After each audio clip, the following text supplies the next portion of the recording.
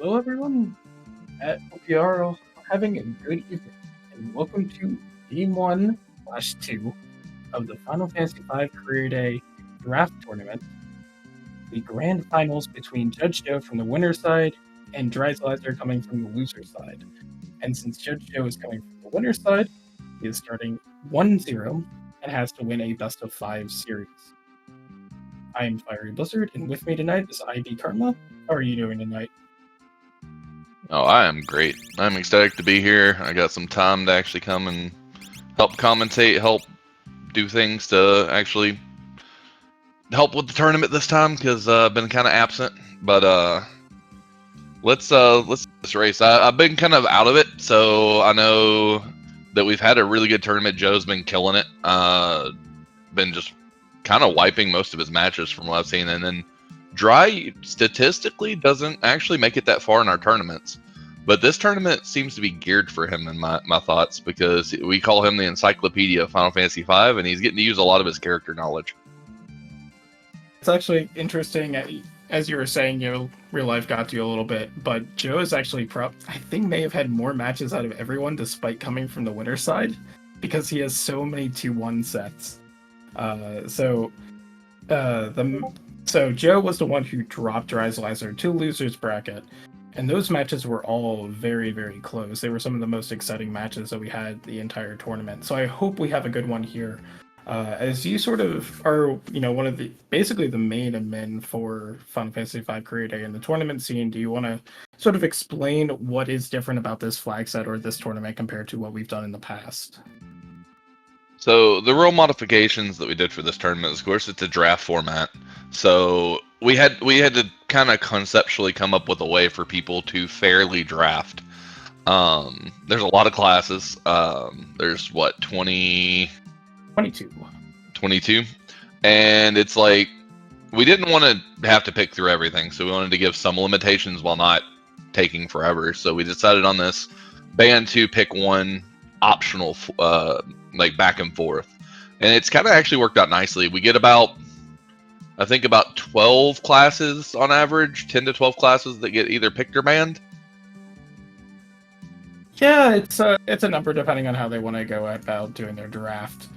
So we've seen some good combinations. A lot of them have been pretty strong. Some of them are a bit more interesting, like this one starting off in game 1. As there's a command in chat, what we're actually starting off with is Monk, which is one of Joe's favorite classes. We have Blue Mage, which I think is one of Dry's favorite. And then we have the Bard, which is a very nice utility class. And then we have Thief, which is a bit of an odd choice, but oddly works for this party. They'll be looking for, basically the chicken knife. That's the main weapon they want to find here. But we are going to get started. So for anyone who hasn't used the command, we are, like you said, Monk, Blue Mage, Thief, and Bard. Which you've got. Bard is a great utility. Blue Mage is also a great utility. For me, Blue Mage, I think is stronger for Dry, because Dry is one of the two people who know Death by Math very well, with you being the other person. Yeah, it depends on where those spells come from. It can take a while to learn the Death by Math spells, but when you know how to use it and you can use them effectively and quickly without having to basically spam level 5 Doom all over the place, you can make up a lot of time if some very nasty bosses show up very late. It's just one of those ways that you can instantly kill a boss, and there's really no substituting that. Even with the massive DPS potential of Monk at higher levels. Yeah, I know for me, that's one of the few things I've never actually taken the time to sit down and learn is all the Death by Math. But I don't know how familiar Joe is with all that. So we got Anti-Barrier present in World 2. It's kind of an interesting thing. So the other flag that we kind of changed in this this tournament is that World 3 starts open. So you do not have to do the World 2 Exdeath fight. Now you can do the World 2 Exdeath fight, and it will give you a choice between 3 key items. Now those key items could be things you already have, or they could be something that you need, or they could just be a good utility like Moogle Suit or Mirage Radar. Mirage Radar could also be something you need, but yes, a very good utility in Mirage, certainly the key item that people like to see early here. For those of you who are just catching us for the first time, wondering what this is a open world randomizer for Final Fantasy V, and the ultimate goal of this randomizer is to beat Neo Exdeath in the Void, and to do so you have to collect all 4 tablets. Now, we give our racers one of those 4 tablets to start. That allows them to loot 3 items from Sealed Castle, which is what Joe is doing right now. But it also lets you go and open up 6 chests in the Void, which is what Dry is doing. And I assume we will see our runners cross path. Oh man, this would have been a heck of a summoner seed. I am very glad that we do not have Summoner. But at the same time, we did pick up Blue Mage from the Sealed Castle, which is certainly one of the biggest spells you can find for a Blue Mage. It casts Float, Shell, and Protect on all your party members, and that drastically helps out in, say, the very end of this game when you're fighting the final boss. Yeah, so go ahead. But I assume we will see our racers swap, which makes sense. You don't want to leave these items around for too long. If there's something incredibly powerful here and your opponent gets it and you do not, that can waste quite a bit of time. Oh, we got Ancient Library, Path of the Void. Now that can be the free check, or we could be required to find Ifrit's Fire to access the second check in the library. So, as I was mentioning, you get the 4 tablets to go through the entirety of the Void, so Path to the Void just means that that location will lead you to a tablet. It doesn't have to be a tablet directly, but it will lead you there. However, it's a little bit ambiguous, as you said, with the library. There are a few spots like that where they have 2 checks for one sort of location, and the library is one of those. Yeah, and it's just another couple things about this flag set that kind of make it interesting. We've also given the runners permission that if they want a level boost, like let's say we get a jet seed and these runners are at like level 15, 20, they are not going to want to dip the Void that early. Normally you want to be a little bit higher than that. So we've given them the option to speak to our normal in-game NPC for bingo, which will roll the credits. It'll give you a code to a tower where you can go grind some excellent experience and get some elixirs. Yeah, and elixirs do come in handy, although with a Blue Mage, it's very likely you find the spell Fusion. And while that's a little bit out there to use, it basically sacrifices a character for a free elixir, and you can do something called basically a fusion chain, where you can fully heal your party's MP and HP. Elixirs are a little bit more convenient than that, but probably not entirely worth it just to go in there for elixirs, but the levels certainly is something. Thief also surprisingly takes a lot of job points to master any of their jobs, and it's weird. Like, every time I play Thief, I'm just like, I don't think it should take, 400 job points to get Monk. But it does. Starting to see some things in shops. We saw Exploder, Judgejoe picking that up. Blue spell. Good for exactly 1 boss. If we see Apocalypse anywhere, that's going to be basically just cast it and you win the fight. One of the things about this particular flag set in 4 job mode, most of the things you find, you just sell. And because this isn't a standard race, this flag set, and instead in the 4 job mode, we don't actually have any abilities lying around in the world. So that means you get a lot of items to sell really quickly, which means you're never really strapped for cash. Which is nice, because you don't have to think, oh, where am I going to get more money? It turns out money is just sort of lying around everywhere. Yeah. Oh, we got Bal Castle's Path of the Void, I believe it said? Yes. So we've already got 2 Path of the Void hints. That's actually pretty good for our runners. Both Bal Castle checks are actually open at the beginning of the game. 1 in World 2, 1 being in World 3. Yeah, so a little bit about the hint system we're going into a little bit. There are 5 Path to the Void hints in every seed, so that's 2 of the 5. And as you may have realized, we're really looking for just 3 key items.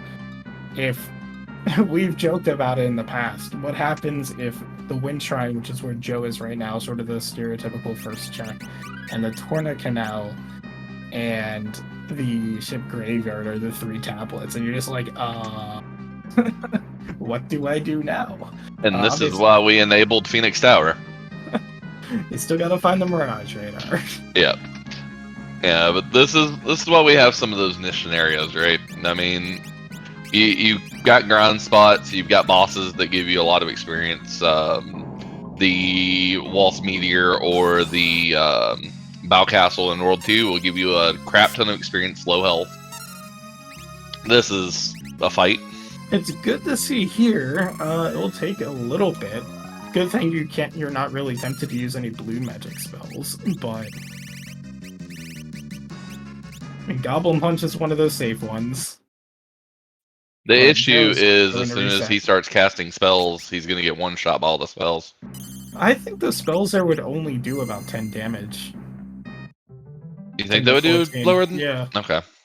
But the issue is you have the double turns against Necro, and that will kill you.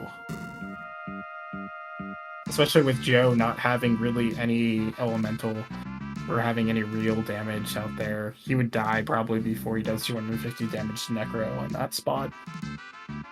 But Dry picking up some Thunder Rods here, those are also very, very nice to have.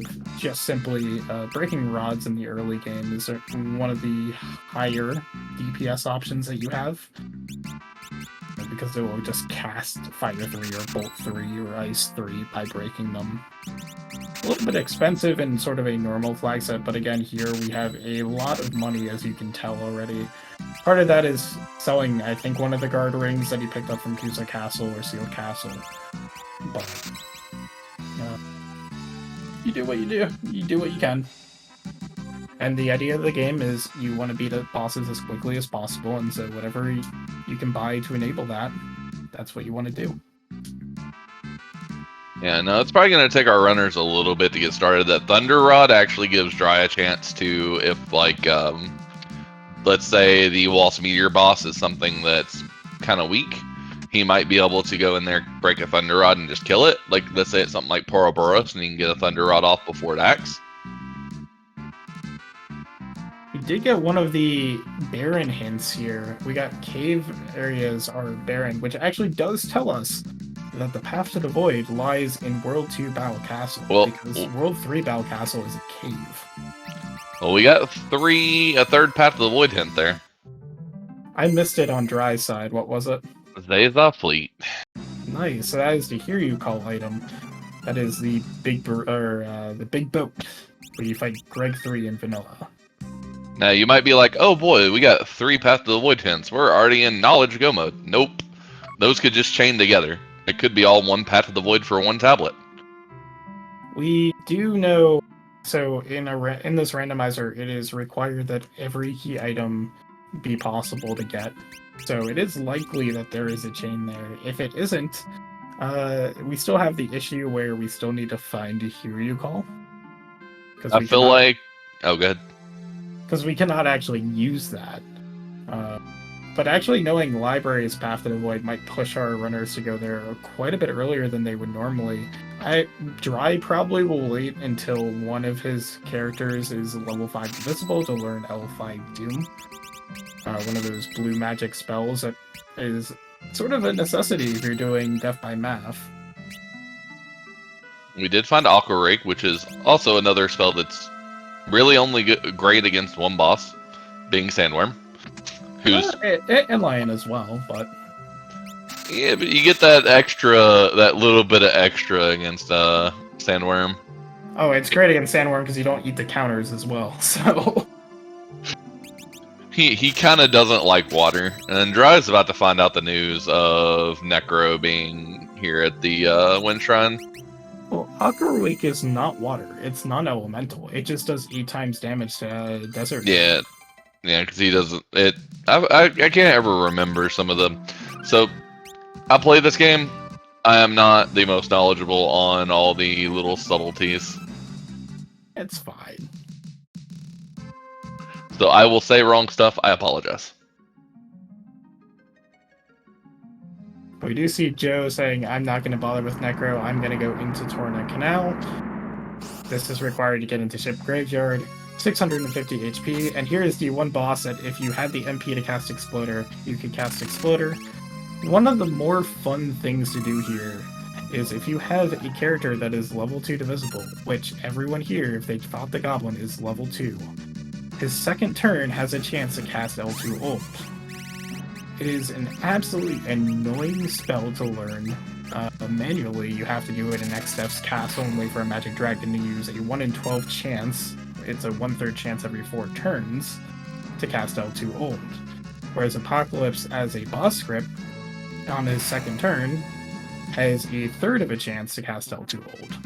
So it's a really nice way, if you are willing to reset over some bad luck, to learn the majority of your Death by Math spells. Well, the good news, we at minimum got Dark Shock out of it.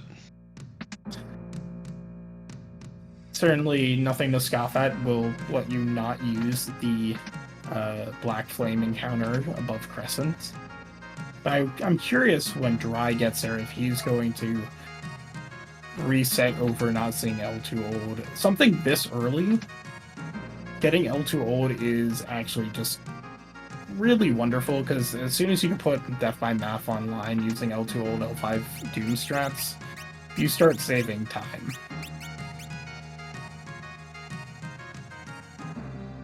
Old is sort of a ridiculous status in this game. It decreases your level by 1 every single tick, and needless to say, a level 1 enemy basically has its stats drastically reduced. If your character is old, that is the opposite problem, and you will basically convert that character to a chemist if you do not kill it quickly enough. Yeah, old is one of the things that I hate dealing with. It makes the Soul Cannon fight a little bit more annoying because of the missile. That missile just holding your character, and then every turn you're dealing just less and less and less damage. We do see Jirai taking a advantage to the fact that Necro is weak to every element, and just snapping a Thunder Rod and doing 6 times the amount of damage that is actually needed to beat Necro there. I did not see what Dry got. It was nothing important. It was an Artemis bow. It was money. So let's see what he gets from the crystals. These usually can be something a little bit higher. Level 2 old. All right. I know I would be happy if I were playing this. My opponent would probably be less happy, but I would be. So Arrow 3, yeah, I think Arrow 3 was there too. Yeah, Arrow 3 being that ultimate wind spell. Certainly something you want to find or possibly even learn. Again, if you're unlucky enough to have to learn L2 old manually, you actually do learn Arrow 3 probably in the same fight. I'm actually kind of surprised. Dry has level 2 old and Dark Shock. I'm surprised he doesn't just go for the level 5 Doom. He's got his characters, 3 of them are 5. Well, that's the thing. You have 3 of them at 5. You still have to kill the encounter. You have no Phoenix down, so you're left with 1 character. Not the greatest situation. This will go down to 2 Thunder Rods, I think. But you kind of need your Blue Mage alive to actually break a rod. So this says 1200 health. Probably going to be a reset. It is possible. We'll see if Dry wants to take another shot at it, and he does. Yo is currently in licks.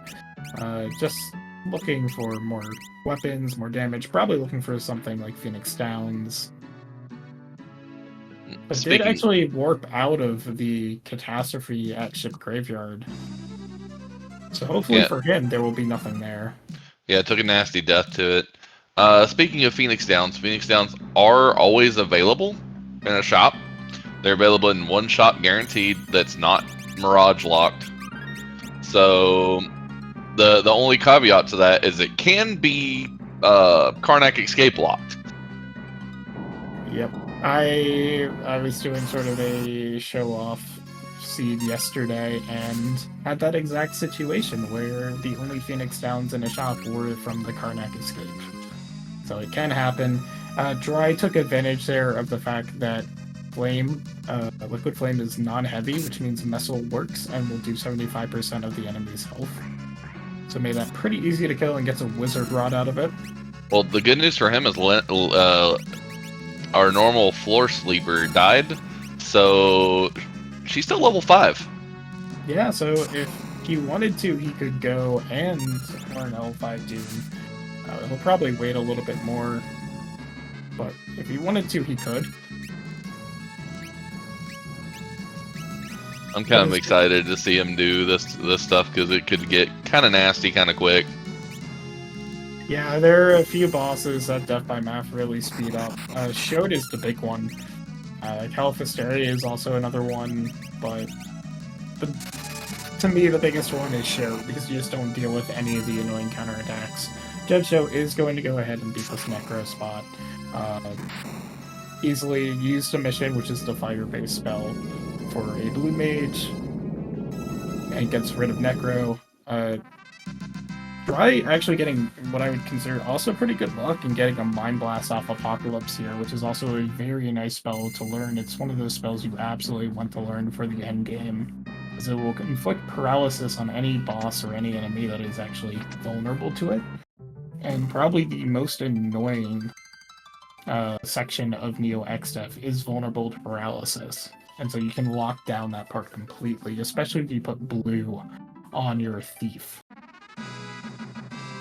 Yeah, so we have sort of built-in Almaguest protection because we had free big guard, so we're not really worried about Almaguest too much as long as we got, like 1,000 health per character when it goes off. But Fusion and White Wind. Yeah, but the one that you're talking about, the part where you can paralyze, Grand Cross still sucks. We do have one character that can equip an Aegis Shield, which theoretically means you can have 2 characters equip an Aegis Shield. But that gives you pretty limited status protection. You got Love Song. A very nice song to find. It inflicts stop on enemies that are vulnerable, the big ones here being Shote and Bahamut. If you see a Bahamut at, say, the very end of the Void at the end game, you can use Love Song to make it so Bahamut never actually has an action whatsoever. We do pick up those Phoenix Downs. Yep, so we found our shop. Easily accessible. Some people like looting a bit more in the beginning. Some people kind of blended into their route. Depends on, in this case, it fully depends on what jobs you have and what power you got from other places. I mean, I would say if we had gotten a summoner in this job set, in the seed, where we started with Bahamut and Leviathan and Odin, I expect there to have been very little looting. And I would have expected Joe just to rush bosses and try to be done with the entire New World 1 by, 30 minutes. Yeah, I would have expected shopping for consumables, and that's it. Joe is going to try to rush through these flowers. Unfortunately, took a step over those flowers, is now poisoned, is going to quickly check the boss here. Funnily enough, if it's Go-Go, it's a little bit of an issue. When it is Purboros, breaking your rod would be the best thing to do here. They actually, I believe they have enough MP to cast Life 2 in this spot, but I might be wrong. I did miss what Dry got at Catastrophe, if anybody else caught it. It was nothing important. I forget exactly what it was, but it was not a key item. I looked left and just kind of missed it. Man, so there we go, we got Ifrit's Fire. That's a guarantee on a check. Yeah, as you were mentioning before, we know Library is Path to the Void, so it could have been the free check or the one behind Ifrit's Fire. It turns out it doesn't matter anymore. What it could be is we could get 2 key items, neither of which are a tablet, and you get to decide which one am I going to chase, or are you going to chase both of them? Because that could also be the case. It could also just give us Here Use Call and solve both of our current questions. Well, that could be the second spot. May also be Path to the Void. So I do like that we got that Efforts Fire though, because that for me as a runner means that my ball castle hint's now way better. And what's also pretty interesting about this is that was from North Mountain 1. I checked that our racers aren't fading it, but some racers will fade this until they can do both North Mountain 1 and North Mountain 2 at the same time. I didn't see where Judgejoe picked up Deathclaw, but that is a wonderful blue mage spell. Works against non-heavies, inflicts a paralysis if they're not immune to it, and will put them to critical HP. So I expect to see that particular spell a lot, because that is sort of our way to instant kill a good portion of bosses. Works against any non-heavy enemy, so that's quite a few. Some that you wouldn't think are not heavy. Did you know that a Mammoth is not heavy? And then some that don't look heavy that are. Yeah. The big thing about Final Fantasy V, you're sort of familiar with the vanilla game, but not really familiar with the randomizer or look too deeply into the bosses. A lot of the bosses are not immune to sort of the status effects you would expect. We're talking about non-heavy, and that's just a flag basically saying, are you able to cast Odin against it for True Edge, or are you able to X-zone the enemy to void them out and basically get rid of them? And a good number of bosses are just not immune to those type of spells, or they're not immune to Doom, they're not immune to Break. And so you can take a 40,000 HP boss that would be annoying and get it over with in one attack. Exdeath's castle is Path to the Void, so that anti-barrier that we got a hit for, absolutely important and required. So somewhere on World 2, there are decent odds that it's either going to be from that Bow Castle or the Hear You Call. That's what I was about to say. We got 2 World Path to the Voids in World 2, and yeah, it's just... And both our runners are literally just following each other. And this is a pretty standard play here. Joe lucking out a little bit that the catastrophe had nothing in the ship graveyard, because I expect that Joe is probably not going to go back there. Thief knives are actually a pretty nice weapon to find. Even without a thief, they're pretty high attack power for something you can buy for really cheap. Greg 2, what I would consider the most annoying Gilgamesh fight, actually. The Mage Masher going off there is actually pretty huge. What happens when Greg 2 reaches half of his health, he'll buff himself up with Shell, Haste, and Armor. And it can be pretty bad. But as we can see, Greg cannot do that because he is muted. Instead, he's just gonna jump on somebody for some damage. It will kill if it's not Leno. Right.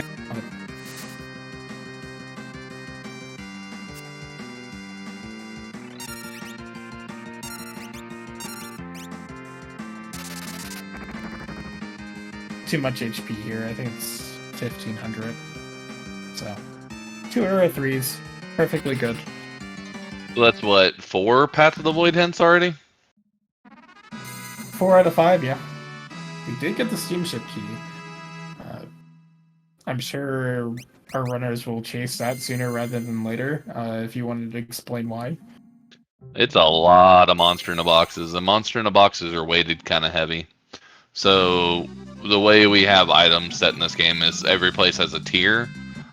Steamship, because it takes a general long time. The escape portion, which is the second part in the castle, has a little bit higher of a drop pull. And then the monster in the boxes just have a higher drop pull than that. So you can get some max level items such as the chicken knife, the brave blade, high tier spells, etc., etc. Running shoes would be certainly something to find as well. Meanwhile, I can tell you from experience, one of the things that we'd certainly be looking for is Hero Song for the Bard. I have found that in the library chests. And I was like, what? Totally not expected. Totally much higher tier than that place is. But Yeah. because of the way the randomizer works, we have a chance for each of these boxes to basically overflow on its tier and give you an item that is, in this case, up to 3 tiers higher than its actual placement. Yeah, 3. Did we do 3 for this? I thought, was it 3 or 4? No, it is 20% for 23. 3. Yeah. Okay, our normal settings for a standard racy, what we call our old standard, was 15-3. So we do see another return for Greg here at Battle Castle, Greg 3. We know this is Path to the Void, so it will give us a key item. We just don't know which. My expectation may be the anti-barrier, but it is the bracelet. Ooh, bracelet. Okay, so the anti-barrier is probably sitting at Hear You Call. Which means they were all actually sort of set together.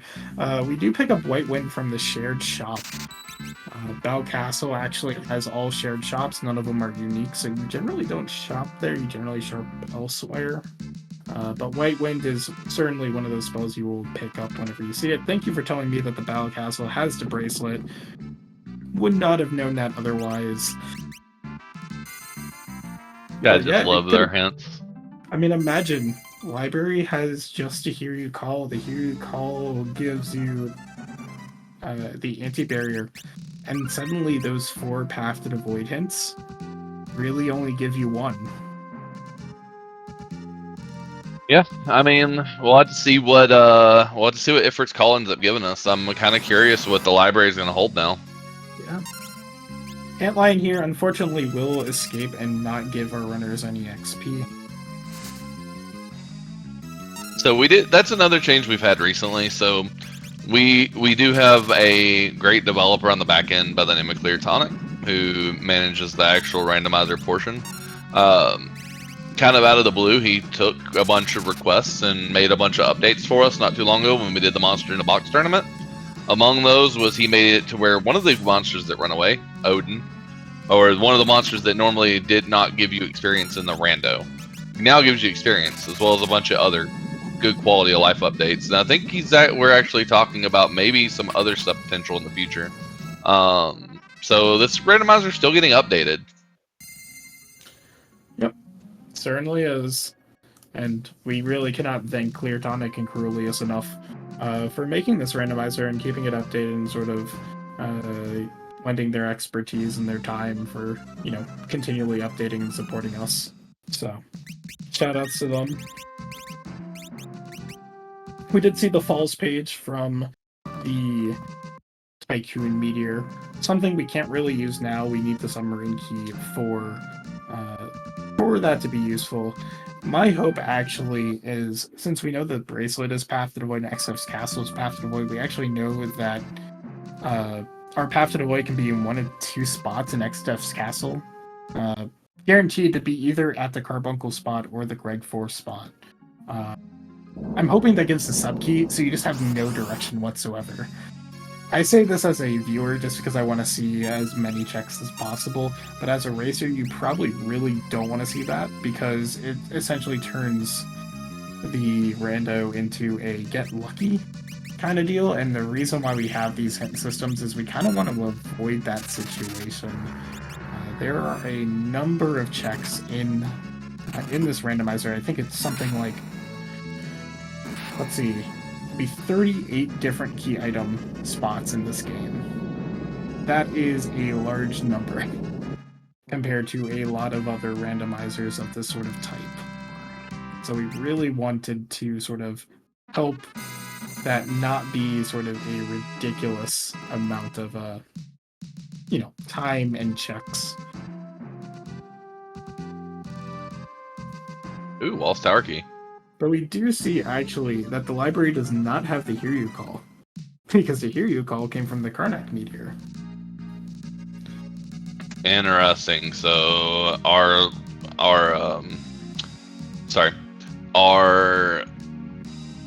library is going to lead in a completely opposite direction, either another chain or just another tablet. I mean, We were guessing that the Hiryu call could have been the the anti-barrier, but imagine Hiryu call leading the sub-key into something else, and Barrier Tower now having our anti-barrier, or the Elder Branch comes from the from the library, and now we have Fork Tower as a possibility of needing to go there. Is Rom in chat? Because if Rom's in chat, then Fork Tower is required. It is like 3:30 for him, so I'm not entirely sure. Shoutouts to our European colleagues and even our Australian colleagues. Oh yeah, we have some interesting matches sometimes. One of our runners in our finals here is a Hawaiian time zone. Yep. So when he has to play somebody in Europe, it's definitely an interesting time. You see Joe going for the steamship. Another boss that you can just Deathclaw. Which, again, this is going to be familiar. We're just going to do this to any non-heavy boss that exists, and there are quite a few of them. So, all jokes aside, though, I love our community. We got a very small, very tight-knit community right now. We want more people, so if you are interested in the randomizer, please come play. We're planning on having... I think our next tournament is probably going to be something that's beginner-based. Either another standard-type tournament or something beginner-focused, because we've been talking about that on the back end. We want to do something to try to help bring people into our community a little bit more and get people involved on the competitive side, because we want to have, decent sized tournaments. Right now we're averaging like 16 players a tournament. I think there was one where we got quite a few more. I think we had like 24 for one. I would love to get into like the 30s if we can. Yeah, no, that'd be great. Joe picked this game up pretty fast. I imagine a lot of people will know Judgejoe from the Free Enterprise community. I know there's been several people from Free Enterprise and several people from Dragon Warrior Rando that have started playing this or have played it in the past. So, if we can continue to show this off and continue to run races and showcase various runners, I hope that we do continue to grow the community as people both enter the community and start taking breaks and whatnot, because, burnout happens. Yep. Yes, Rom. Rom has joined our chat, and yes, fork is not required by any means right now, but we have Romstein, who tends to get a lot of Fork Tower seeds, so more of an inside joke per se.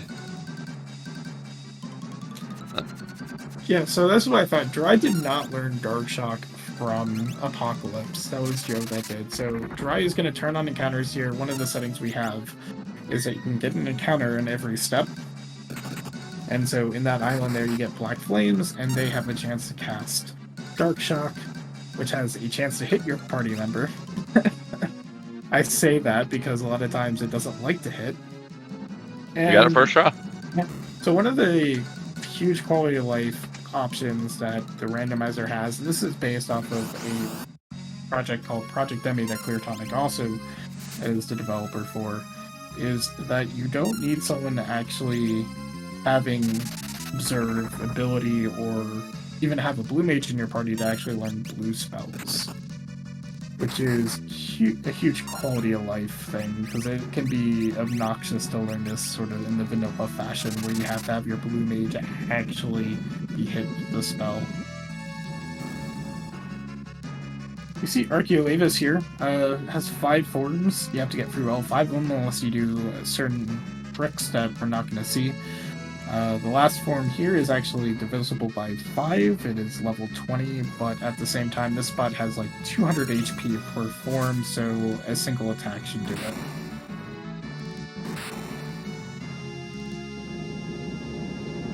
Archivist, late Archivists can be annoying though. Efforts fires in Mode 1, thanks. So Dry here doesn't actually have someone who is divisible by level 5, but what he does have is a level 22 character. And so what I expect him to do is Dark Shock one of those level 22s twice to get them to level 5.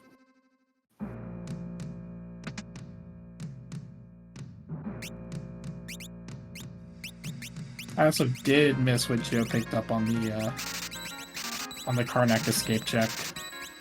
Oh, he missed on the second one. I missed too. I was seeing if the Dark Shocks hit. We got 2 Dark Shocks.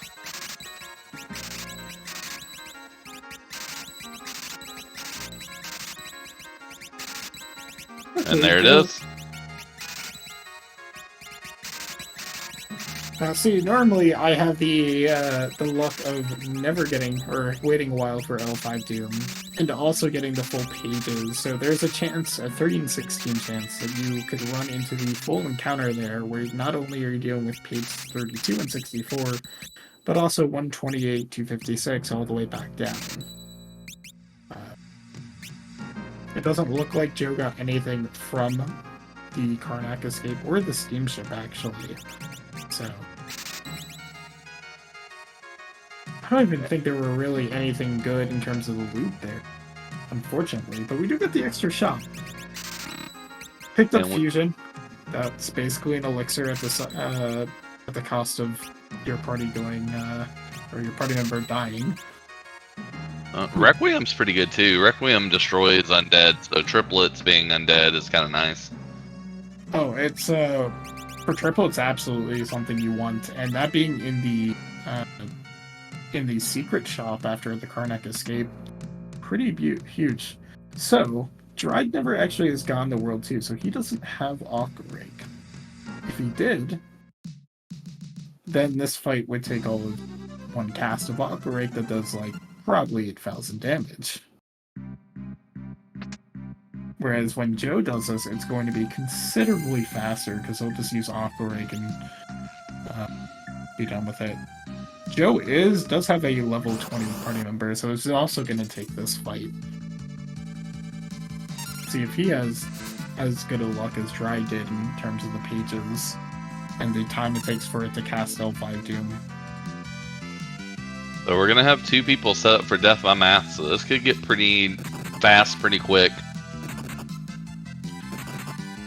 Yeah, we'll see how comfortable they both are in terms of hitting the right timing, or whether or not they're just going to spam L5 Doom until it hits. Because that is also still a valid strategy, and still probably faster if you have something like Shout in your way. Obviously, if you are more comfortable with doing the appropriate timing exactly, then it's all the better for you, because you're not wasting any time repeatedly casting L5 Doom. But still, for certain bosses, it's still going to be by far the fastest way to beat a boss at a certain position. It also trivializes Exdeath in his castle, or Exdeath in the tree phase, or Exdeath in various other phases. Yeah, because I know that isn't there a way to like level 5 to old, and if you count right on the very last fight, you can level 5 Doom the entire thing? Yeah, good luck hitting the Dark Shocks though, without levels. You can do it. It takes like 16 minutes if you're like unlucky like me, but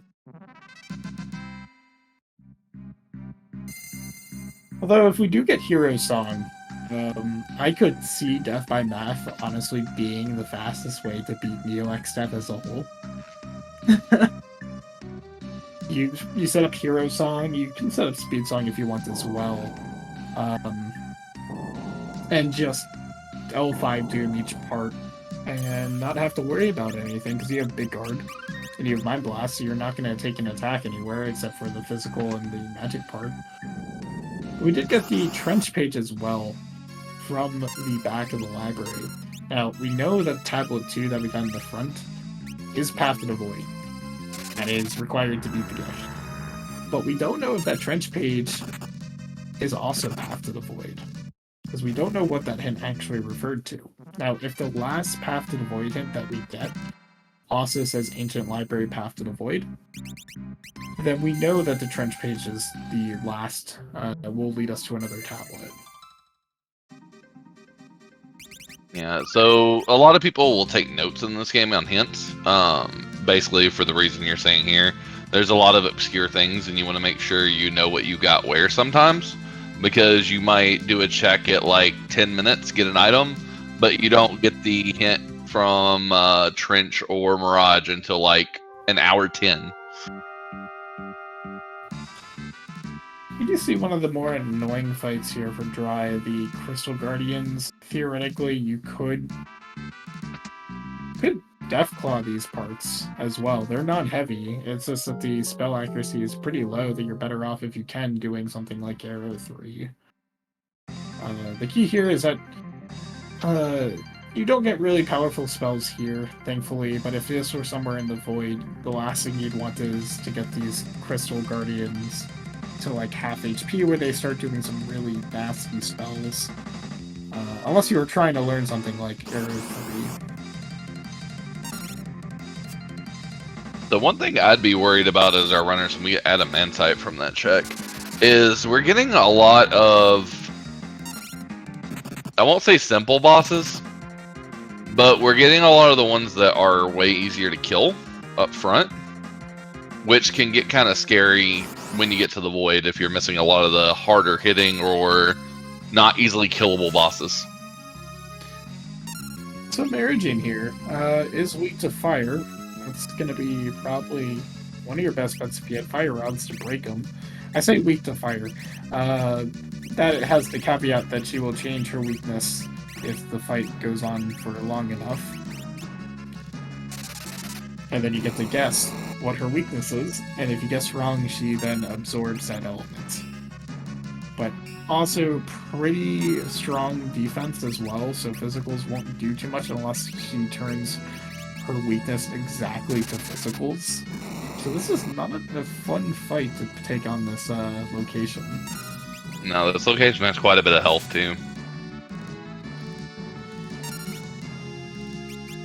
So Joe's going to go at it with a mission, the fire-based spell. I don't think you're going to be doing enough damage to avoid the phase change. You might want to think about putting a big guard as well, because this fight's going to take quite a bit of time.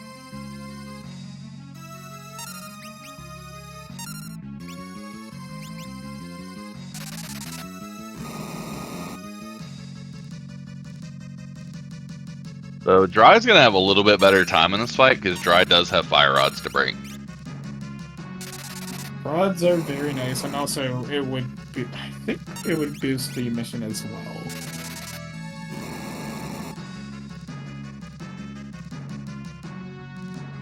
So, I mean, one fact is, Marigine is level 33, so does Joe or Dry have L3 Flare? Because I feel like I saw that on a spell list somewhere. Yeah, they both have it. It was really early. Yeah, so L3 Flare works on Marigine. So that would be something to keep in mind. I assume Dry will know that pretty instinctively and just start spamming L3 Flare. Catapult is Path to the Void. We got Walt's Tower Key? I believe so. Or Adamantite. It might have been Adamantite. No, Adamantite was from Meteor. Okay, it might have been. It was probably the Walt's Tower Key then.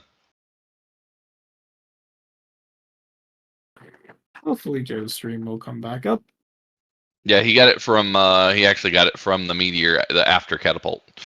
He got Adamantite from Lanka Meteor. Yeah.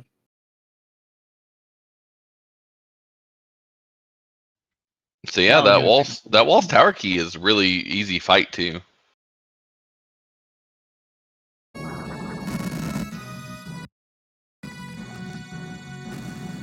Oh, we came. And Joe is back, and just in time to catch what this is.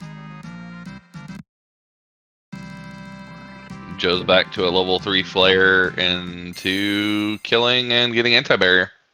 As we sort of expected. That did sound like L3 Flare, so maybe Joe finally looked at the boss information sheet and saw 33. That's divisible by 30.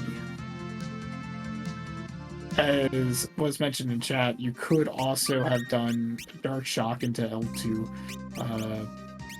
Darkshock to 16 into L2 Old into L5 Doom, although your party has to be pretty set up to start doing those strats.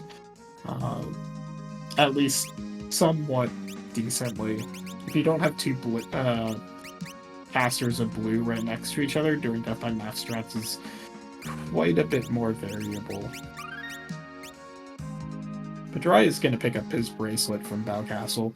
He's going to go to the back here and get the hint that says Balcastle has the bracelet. Be like, thanks.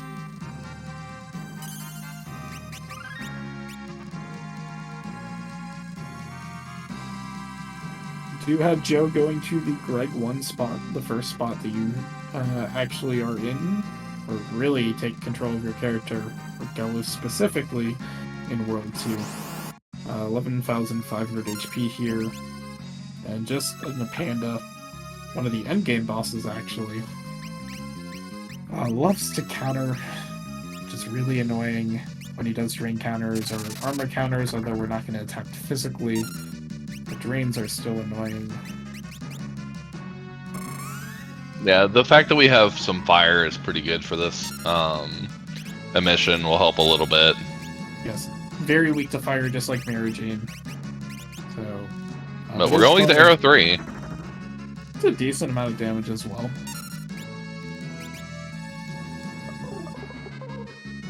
Good night, Lily. Yes, we are in game 2 of the finals for everybody joining us. Welcome, Speed Gaming.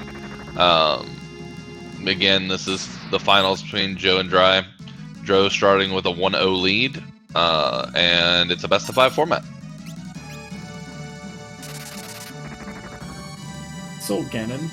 Unfortunately, this is one of those bosses I love to see late, especially if I have Blue Mage, because you can do some fun stuff with Blue Magic here. But this early, just attack the main part. Don't even worry about the launchers themselves. And there you go. We get the 4th tablet. So, Dry will not be doing a Panda because Dry now knows that the only check is worth doing is behind the bracelet. Yes. Yeah, actually, no, that's completely correct, because we have both pages that are behind the subkey. So the worry to that would be, let's say we need the subkey, or we need, like, the trench page, and we get the trench page from one part on the upper part of Exdeath's castle. Well, we'd still need the subkey, and that could be in the basement, but in this case, we have everything needed that is locked behind the subkey, except for subkey itself. So the Panda, even if it gives us a key item, that is not actually going to be a useful key item. I was going to say, the only thing it can give us that would be useful or huge for Joe would be Mirage Radar. Yes. But at this point... Or Moogle Suit. Yeah. Though at this point, it can be pretty well said that the Shrine page is just a rabbit hole. At this point, you follow whatever you get from Exdeath's castle. And if that's the subkey, then you start checking all the subspots, probably starting with Trench to see if you can get your last tint. So here's the issue. I don't think Joe ever went to Kelp. So I don't think Joe knows that the Waltz Tower key, and he hasn't even got the Waltz Tower key. I don't think that Joe knows that Catapult is Path to the Void. Yeah. And Joe likes to skip Kelp. It's just, one of those decisions. He likes to shop it in, shop a couple of shops in Val and do Kelp sometime later. But it'll be interesting to see whether or not he'll realize how this sort of logic plays out here in terms of being in essentially no mode. I assume for us, Dry is going to be the first one in already at this point. It's just going to be how the end of the seed goes for them.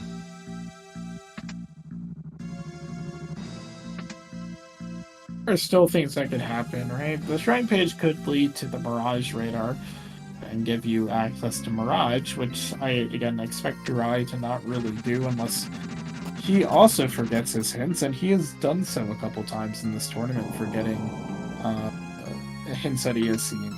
So certainly not a gimme for Dry at this point. I never really. Oh, definitely not. The way these settings work, nothing's a gimme. There's always a little bit of struggle, especially at the end. Getting through that last battle with kind of variable characters can be kind of tough, but with the knowledge these two players had and how strong the showings they've had, I would say that their fights, even though they'll be long, should be pretty clean. We do get one of the more annoying bosses. Thankfully, I believe it is the Carbuncle spot, so only roughly, 8,000 something HP per gargoyle here. You have to kill these gargoyles at the same time. If you don't, they like to revive one another to full health. They are also divisible by 3, so you get to have more fun spamming L3 Flare.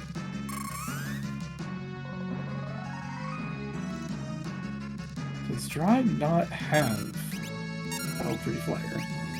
He's cracking Fire Rod. Yeah, his Blue Mage on somebody else, though, and he's been using Mind Blast with it.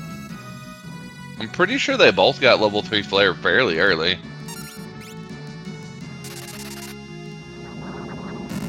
But he also has like 20 Fire Rods to burn. Yeah, the Blue Mage breaking Fire Rods makes sense. I was just curious about Lena.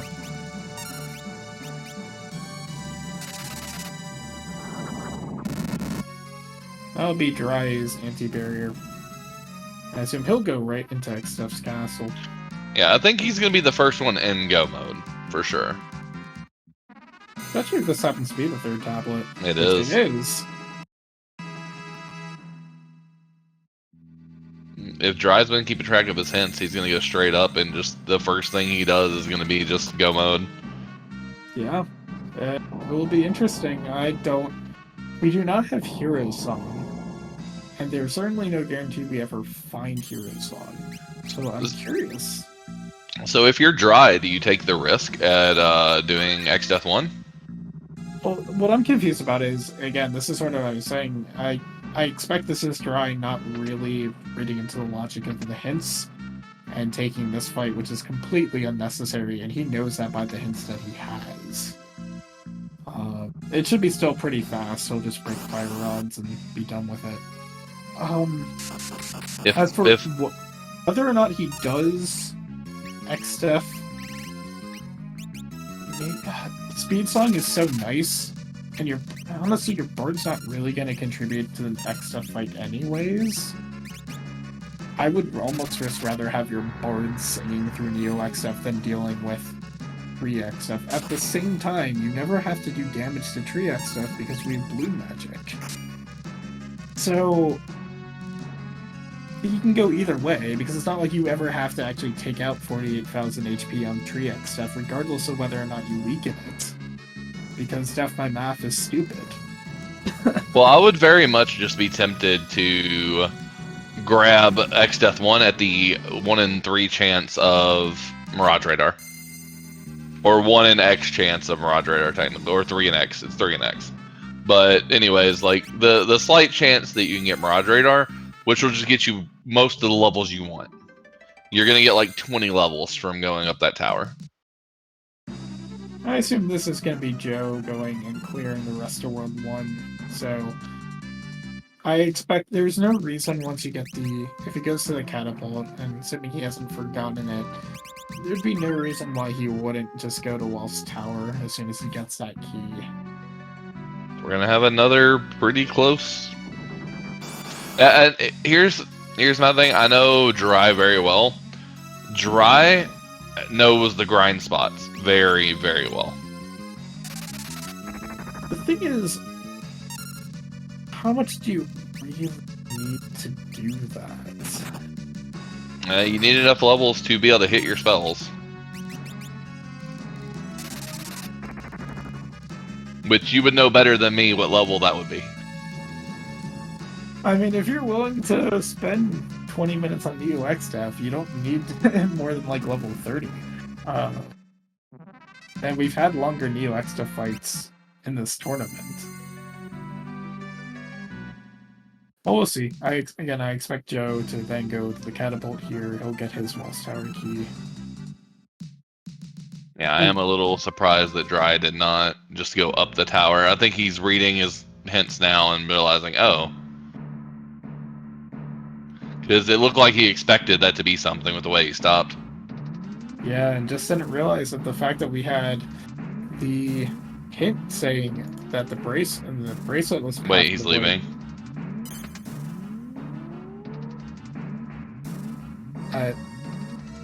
Well, that's not good for Dry. Oh, he's going back into World 2. Oh, now he's checking more. Oh, did he not get the hint? Well, we're gonna find out. I don't remember which hint it was that said Val Castle was Path to the Void. I thought it was the first hint of the game in Tycoon. It wasn't the first one. It was, It was either that or Rugor, and he was the first one to check Rugor.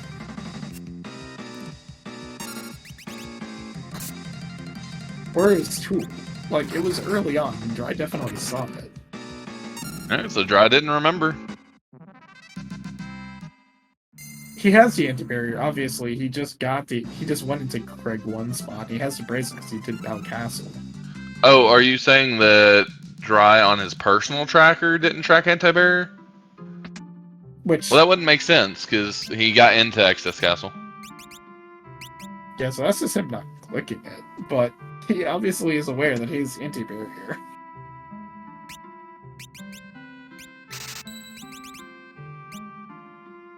I mean, at this point, he's just shopping, but I expect, like, I hope he goes back into Exdeath's Castle. He has to know whether that is something that he has to do.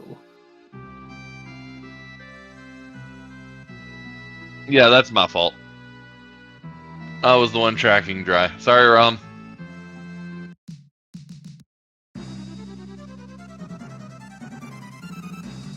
So Joe is gonna do, I guess, go to Jakol, do some couple last shopping here, maybe hit the Lanka Meteor, then Walls Tower, and we'll get that last tablet pretty much unhinted.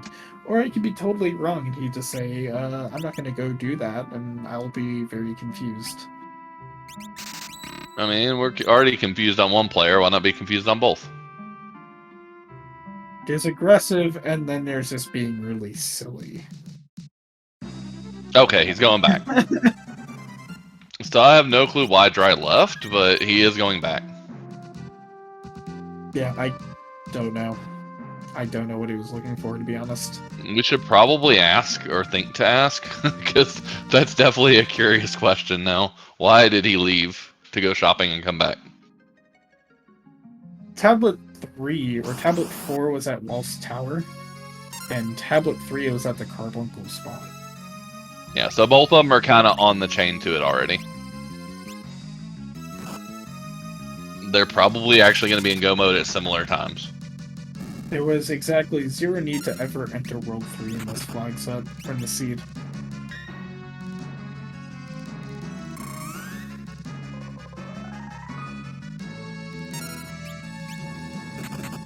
I mean, luckily for Joe, the Greg 4 spot was Ramu, which is instantly killable, or near instantly killable.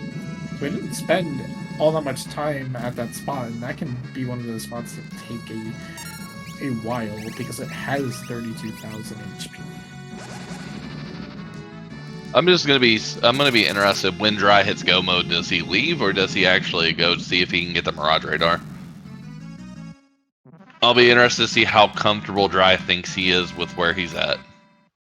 Dry is in my experience, a very conservative player, whereas Joe is like on the opposite end, where he's a very aggressive player. What that means in terms of Exdeath strategy, I don't know how well that will translate.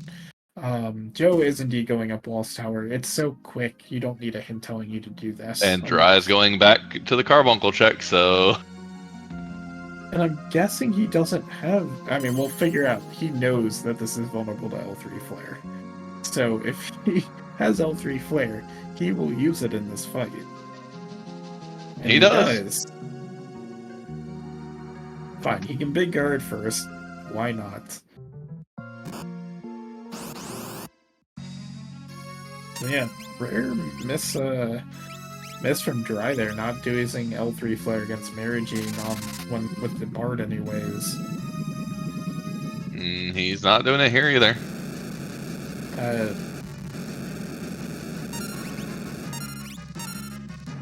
At least not yet.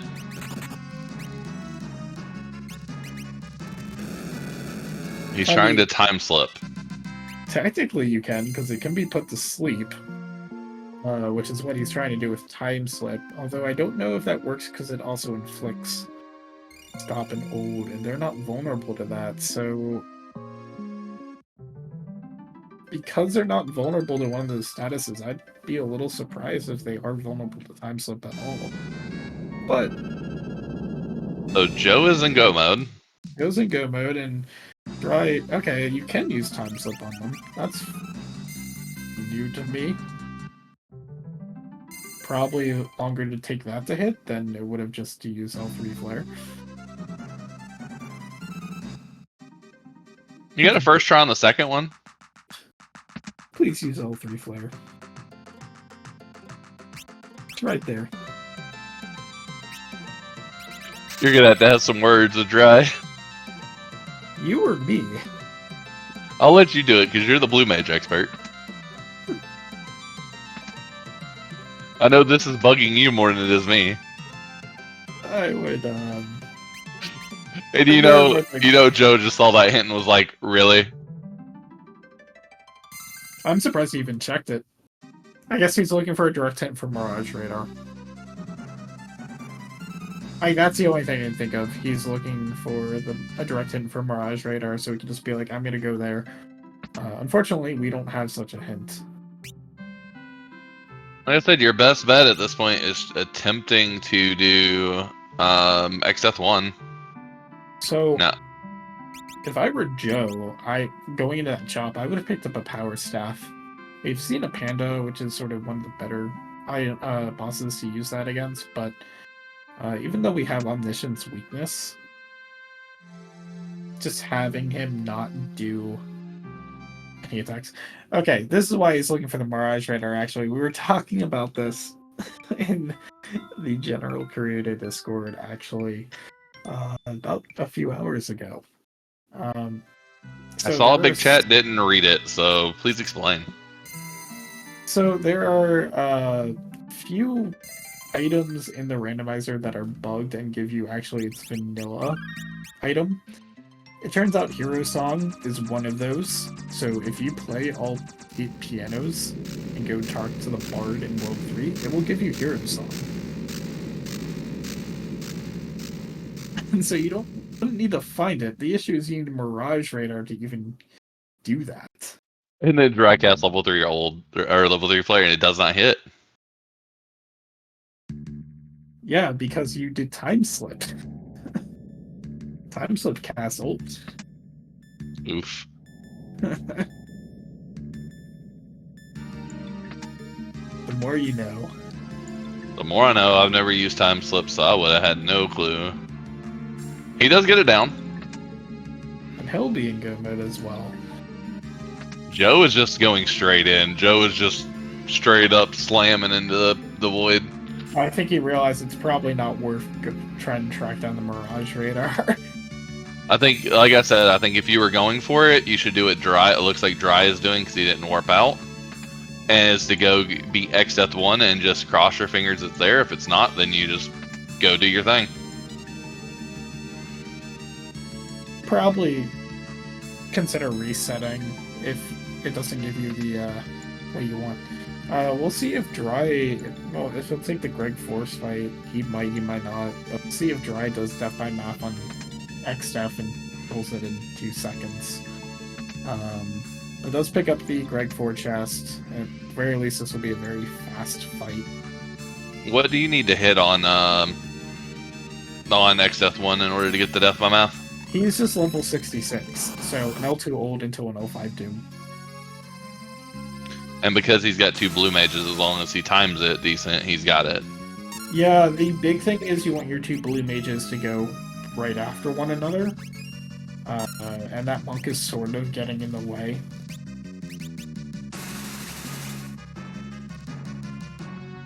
I mean, theoretically, you could also watch for another number of ticks. You just probably won't get the 65 Doom. You can get the 60 Doom. But you need to know how that works. Carbuncle here.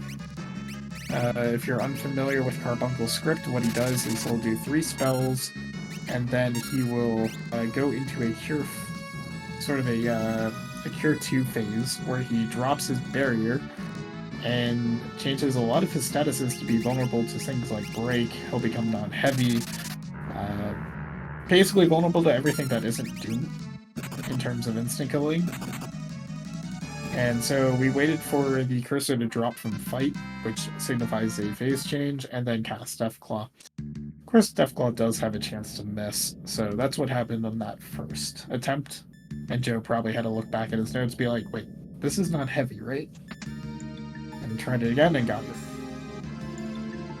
So you see Joe still opening chests. I mean, they can still find stuff like chicken knife, etc. that could be really useful in here. So there is worth to opening these chests. The big one would be the magic. Although we do have Condemn, so not entirely necessary. We could kill that back part instantly with Condemn. We could also get Hero's Song technically from this as well. Boss that you don't have to attack at all because it is level 20. Go and spam your, it's level 5. So go spam L5 Doom, it will work. There's no point in doing any damage to this boss, unless you want to just watch numbers. Oh no. Also very weak to Thunder, so this will get the job done. It will just be slower than using one cast. Okay, so Dry's gonna go for it too. Dry went and sold his bank to buy some elixirs. I mean, I've done it at these levels with just Blue Mage, so yeah, you can do it. It's a long fight, but really, We've got White Wind, we've got Big Guard. It's pretty safe. yeah, White Wind, Big Guard. We have an Aegis Shield that we can pass around and give 2 characters immunity to White Hole. Really, this is a fight that you can do. It will just take a while, or you can get very lucky and it will take no time at all. One or the other. It just reminded me of like the Rarity tournament, my match against Archfield, where I was trying to find something, an ability. I couldn't find it, and so I just went in with 4 blue pages and just spent the entire time using my most powerful spell, which was, I believe, was Mind Blast, because I didn't even have Arrow 3. That was like a 35-40 minute fight. Yeah, Elixirs would be for the Blue Mage MP, just because it's faster than Fusion Cycling. Fiery making jokes up here. Fiery is our current multi-winner. He's won like 2 or 3 tournaments back to back. He decided to sit this one out and give someone else a chance. Real life stuff, man. No, it's good to see other people playing well. As it would be exciting to be in this, but it's also very nice to see Joe, who's more of a newcomer, was also in the finals last tournament, in the Trap Chest tournament, as a new player, and Dry as well, who's been in the scene for quite a while. But I will be very disappointed in Dry if he does not use L5 Doom against Carl Boss. Yeah, for me, Dry is the person who should go farther than he does most of the time. Like, Dry just tends to not have good tournament luck, and he doesn't usually make it past the first like 2 or 3 rounds. This tournament, he's in the finals, the grand finals. Fought his way back from an early loss through the losers bracket. Well, and it's one of those things. It's just, I feel like it's a playstyle difference. Judgejoe being from Free Enterprise, where he's a very aggressive player, and it works out very well in Career Day to be that type of player most of the time. It can sometimes burn you, and it has in the past. but he was able to pick this up very quickly. So we will see how, you know, this seed ends up and how this series ends up. Like I said in the beginning, this matchup, the 3 matches that they had earlier in the tournament were all very exciting and very close. And I really don't expect anything different. But they do have 2 completely different play styles in reality. We do hit Omniscient. It does have innate shell and innate protect, though you never really care about the protect part because he likes to hit reset if you do a physical unless he's berserked or mute. But he's very weak to wind, so area 3, especially paired with an air knife that we just got, will do quite a bit of damage. Okay, let's see how long this fight takes Dry. Alright, you found the L5 Doom spell. And the fight's over. Alright, Dry saved some time. Like, if you want a, sort of an idea about Joe's aggressiveness, especially in terms of this randomizer rather than something you may be more familiar with, Joe has at least once gone through the entirety of the void without saving. Like, not even at the spot before Omega. The last save was outside the void. And I believe he almost wiped. It's risky, but it saves some time if you don't go back and save. It's not even going back and saving, he just didn't save at the save points. Well, I mean, imagine skipping the bosses. Like, you skip this Omniscient fight, which saves you time. And then you skip running back to the spot after the Twintania fight. Sure. He just also never saved at the Omega spot. But that one's a little more like, it's just there. Regardless, so Area 3 is actually really nice to have here. Omniscient is going to get very angry once he gets to about a third health, and this spot has 29,000 HP. So, not particularly nice, and then he'll start casting Fire 3, Ice 3, Volt 3, all the fun spells, and it will do massive amounts of damage. As you can see, the Bolt 2 there does quite a bit of damage. This is why Dry big guarded. Thank you for that Cure 2, Omniscient. That's an interesting tactic there.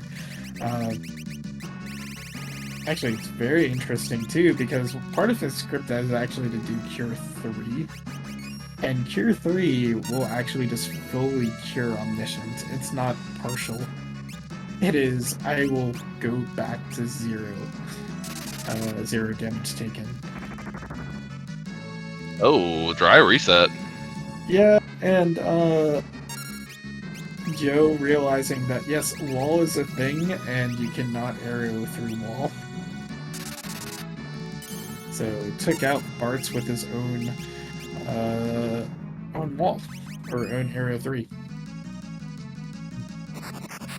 So, Braum, I think the shortness of it is there really isn't anything that's immune to death by mass strats, except for Odin in the Void because he exceeds the 100% magic evade.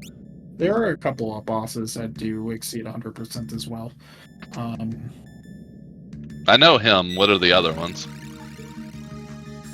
I think Leviathan does, Bahamut, a couple others. But yeah, Joe actually did see a Cure 3 at the end of that Omniscient fight and just reset once he saw that. I expect either of our races to really take that Omniscient. We do have the Power Staff. That would help. Wow. We're going to skip it. So I'm not surprised. Period Plant is not heavy, and so thankfully you could Deathclaw Period Plant. It's also not invulnerable to stop, so Love Song does work. That's a good question. No one can actually use a Power Staff. That is my bad. That is what I don't think, I'm not really thinking. So, no Berserk. No Zerk. These flowers are really annoying. They like to cast a lot of status effects. Oh, and we buy both of them skipping Omniscient, so now this is going to come down to being careful past this fight. You do not want to take a death in the next few fights. Yeah, and there are a couple of bosses that would not not be considered fun. The mainstay of the tournament, I feel like, in the past couple tournaments is where is Leviathan and why is he at Twintania? Oh, is Dry gonna run? Okay, I was like, is Dry gonna run all the way back? He might, just simply because he does not have a way to heal. Shoat would not be so bad. Actually, Shoat you could L2 hold, and even if you don't L5 Doom, the fact that you bring his levels to 1 means that you basically will get no damage from the drain counters if it hits. We also have an Aegis shield on that blue mage, so we're not worried about Demon Eye. So Shoat, in condition to having Love Song, really isn't a scary fight here, even if you don't do the full death by math. So we're just trying to avoid Leviathan, Odin, the people who death by math is just not work against. Those would certainly be the bigger ones, yes. Demon Eye would be less likely to hit at level 1, but it's also 0% likely to hit when you have an Aegis shield. So, if all you do is attack with your blue mage, there's no real worry whatsoever. Alright, now we get to see what's at the next spot. Now, Dry went back to save, so he saved the hero you can't kill. With how aggressive you say Joe is, he might just keep pushing. Yeah, he's not going to. He might go back at the very end just to heal up, because we don't have a great way to heal our party. Love Song would sort of neutralize Bahamut. The issue with that is we would need 2 singers really to neutralize Bahamut. One especially not hasted isn't going to paralyze Bahamut long enough for it to avoid the attacks that will kill you. Alright, question 1, who is here? Oh, okay, we're good. We're good. Here you can choose your method of how do you want to kill this fastest. Deathclaw would be sort of your real answer.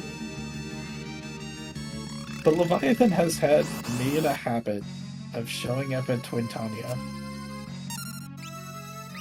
Let's see if it continues. Let's see. If Twintania's nice, then this could be super quick going through here.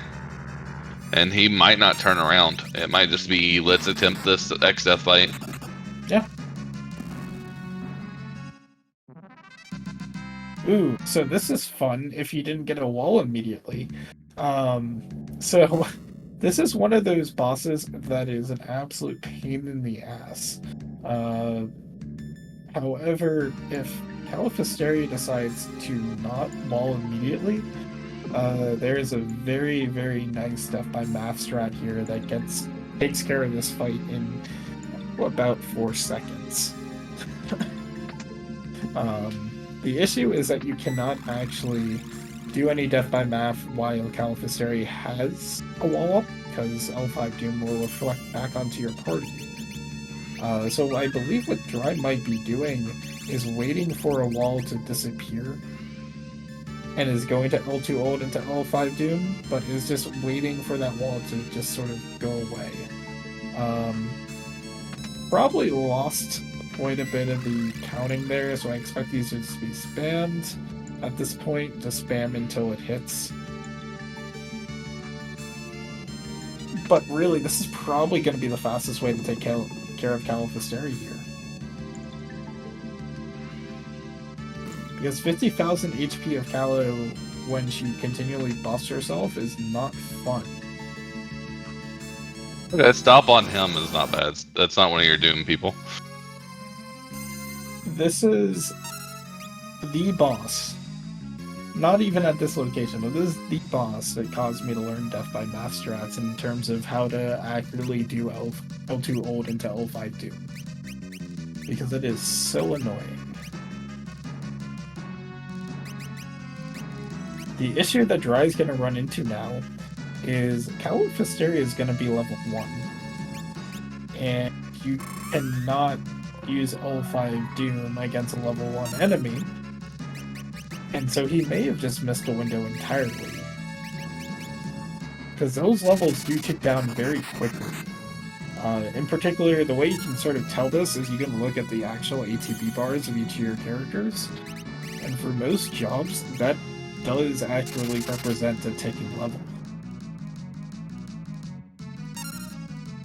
As Nemo was saying in chat, yeah, the heal does get rid of the old status, so Callow's not even olded anymore. And Dry might not have realized it. Because for us, I don't think we have, what, one mix that cures old in the game, maybe? And heal. We do have the heal spell. For all the times you see that. Generally, you cure old by killing off your party. Looks like we're resorting to damage. Yeah, honestly, like, I'd just be very tempted to reset and try it again. Again, 50,000 damage is a lot, but if you have an air knife, Air 3 will do the job as well. It's just gonna take longer. A little bit unfortunate. Never like to see wall being the first thing that Callow does. And she's got enough physical defense that the two people who are doing physical deal 0. Yep, especially from the back row.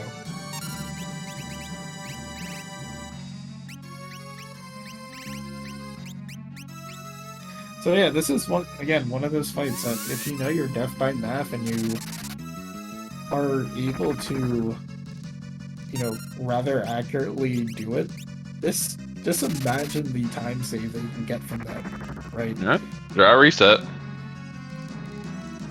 Like, this is a fight that can easily take 5+ minutes, just doing this damage from Arrow 3 over and over again. And, I mean, Call of Hysteria on Joe's side is shelled, so even better. Halves your magic damage. Whereas, again, if you have Death by Math, it's an instant kill. So, it's just one of those things. Like I said, this is the fight that caused me to learn how to do it. With some precision.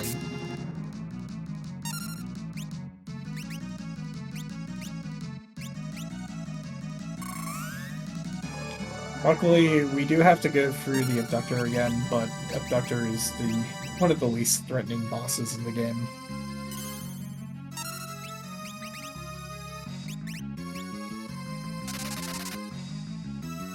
This is a very, very interesting race just because of the way this ending is shaped out. They're both in here, they're both struggling with the same fights, they're both skipping the same fights.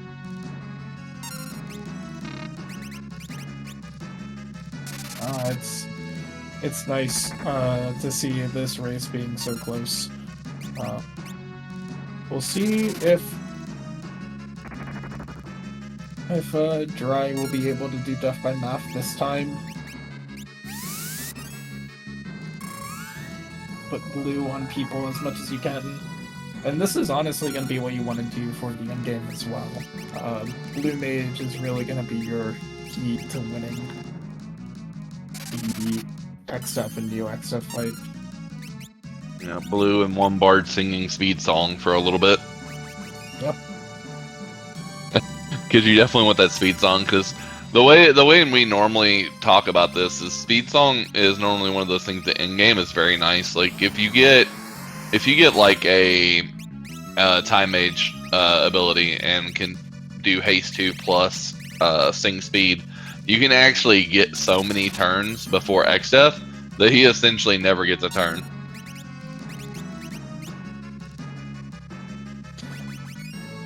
Yeah, it's just one of those times where, how much does aggression pay off here, and would it be better to reset, or do you want to continue hammering on this boss? As you can tell, this boss as itself is not very dangerous. right? You're not really dying unless you're killing your own self, but it's just it's a long fight. It's a long and drawn out fight. And unfortunately for our runners, you have to get through this. There's no way around it. But for them, at least it's not Leviathan.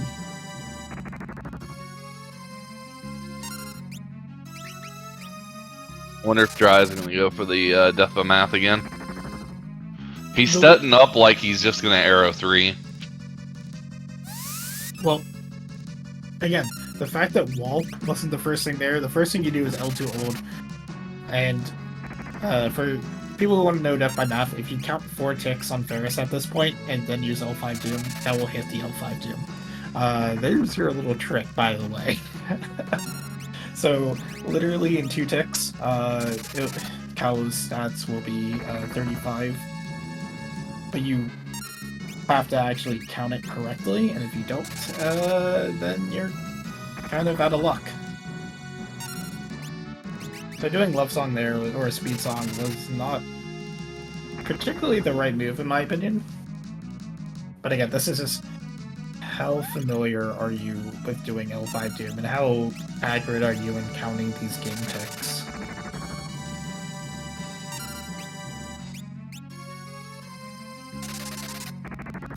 That does require some practice, and some finesse, obviously. Oh, he got it! Dry falling into the L5 Doom, what I would consider completely randomly, because realistically, that was just completely random and luck-based at that point. And Dry has taken the lead. I assume he will go back to save. Yeah, I don't think he wants to chance that again. And even Joe, I think, might save after this. I expect that to be the case. This is not a free Neo Exdeath fight. It's pretty safe, all things considered, for as low of levels that we are. But I think you want to heal at minimum, and so that requires you to go to a save point. Dry may actually even out the series. So if Dry evens out the series, we will get at minimum a game 4. But certainly not. They have the next 2 games on the schedule already. Actually, it's Saturday. Friday and Saturday. Friday night, I think, about the same time, and then Sunday is early afternoon. Yep. Those should be, again, very fun matches. I hope this is sort of our, I would say, low-level match. Everything was in World 1 or World 2. That seems to be a theme for Grand Finals, if I could say that. Being as someone who's run to a couple of these, and it seems to be that way in Grand Finals, especially when Joe's involved. Joe, in the first tournament he was in, just seemed to be rolling Jet Seeds over and over again, and this really is no exception. But no, like I said, exciting matches here. Joe might be getting close to finally taking out the Califisteri.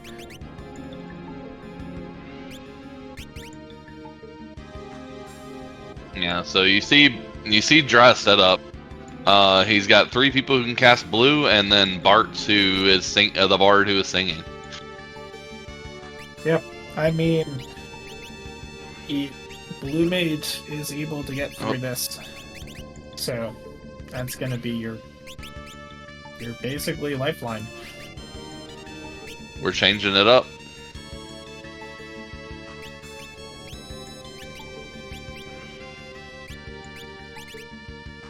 He wants the monk, apparently.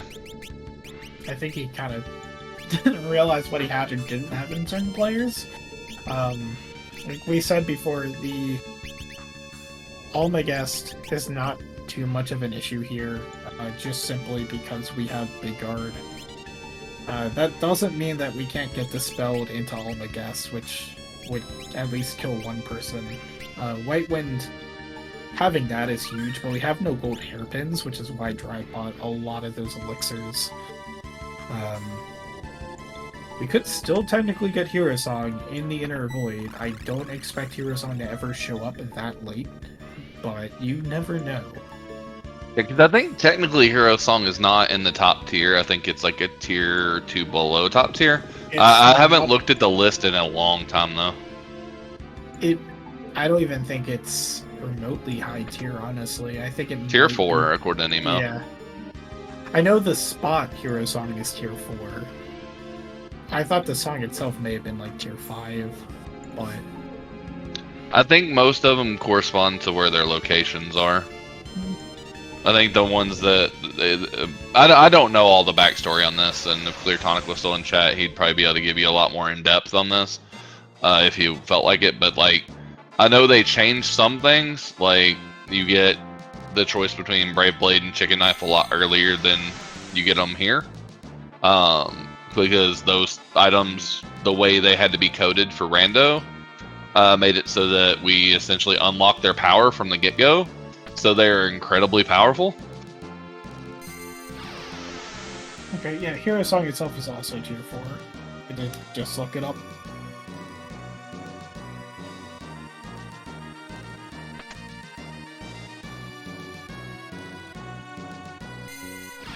I knew the spot was because we were discussing that today. How many more Era 3s do we have to go for Joe's side? We're already seeing what, sort of is a guess Ooh, of how Neo Exdeath is going to go. Dry is picking up the Necro spot and is going to pull Go-Go, which we are absolutely not going to damage here, so he gets to enjoy a 2.5-minute break. yeah. I mean, that's it's a free save point right by the final fight, though. So if something goes wrong, you are, instead of like a 1.5, 2-minute run back, you're looking at 15 seconds. Yeah, it kind of feels silly because he was setting up his party for an actual fight, and this is a fight that you do nothing. Unless you want to get Meteor to death. I think you feel kind of sad but for the fact that if you wanted to get blue on the 4th member right here. But, I mean, other than that. So here's an interesting question.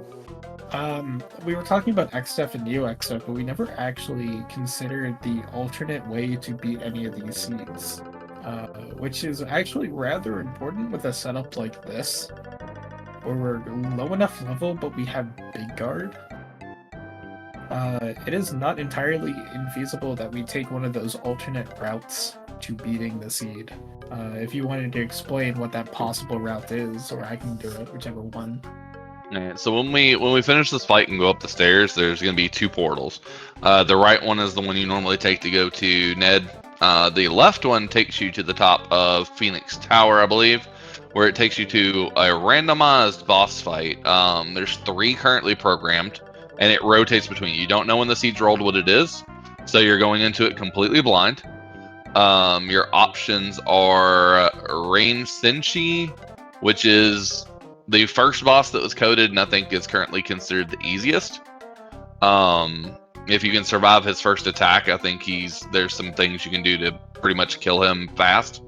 The Dragon Clan, which is a 3 boss fight, which is a little more it's a little more difficult. You need a lot more levels, and you need some like specific stuff to stun them and things like that. And then you have the Somber Mage. I've never actually seen the Somber Mage fight or seen anyone beat it, so I don't know how bad that one is in comparison to Rain Senshi.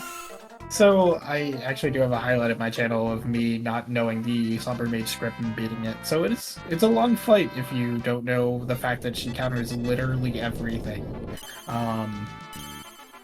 With terrible magic. But the thing about Rain Senshi and Somber Mage is that they are both phase bosses. And one of the things that is interesting about phase bosses is if you have counters, they don't go into their next phase, and I think Rain Senshi might actually just be straight out broken and never actually goes into phase 2 or 3. But regardless of that, both Rain Senshi and Somber Mage are vulnerable to death by math. And they are level 97, so you do have to hit 1 Dark Shock to get them to level 48. But if you are able to hit a Dark Shock on one of those 2 bosses, if it's Dragon Clan, we're just not doing that. That's straight out not happening with this setup. But for Somber Mage and Rain Sentient, if you can hit one Dark Shock, which is about the same chance of hitting a Dark Shock in Neo Exdeath,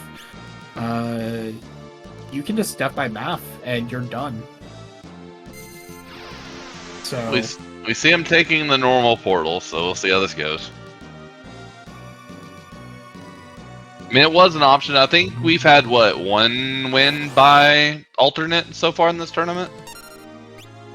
I don't even think it was a win. I thought it was Freddy just sort of playing around, but I'm not sure. I thought we actually had somebody win. No, we don't? Okay. So, Exdeath here. So we're gonna spam Dark Shock until it hits. It turns out we hit it immediately.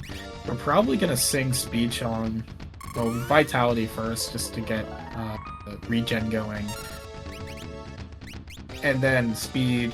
And so we're just gonna haste our characters. We're gonna wait quite a while here, just to boost our stats. Yeah. I don't know why he's hitting a Dark Shock again. You do not hit a second Dark Shock here if you're doing Death by Math. Unless he doesn't want to do full-on Death by Math strats, you don't hit a second Dark Shock. XF here is level 77, so using Dark Shock brings him to level 38, and that's divisible by 2. And then from there, you can hit the L5 Doom with the same time you would for a Caliphisteri or Shout. So really, I don't... So if he does this, it goes to 24 then? It goes to 19. Oh, 19. Okay, that's a lot worse. Which goes to 9, which goes to 4, and you're not L5 doing from any of those positions.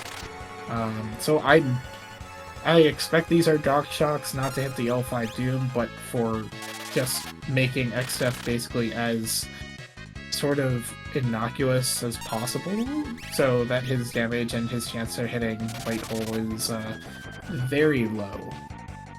But this does mean we will have to actually damage Exdeath. Well, no, you said, well, there was one important one you said, right? So the White Hole actually hit, which is sad, on the Speedcaster, which is sad.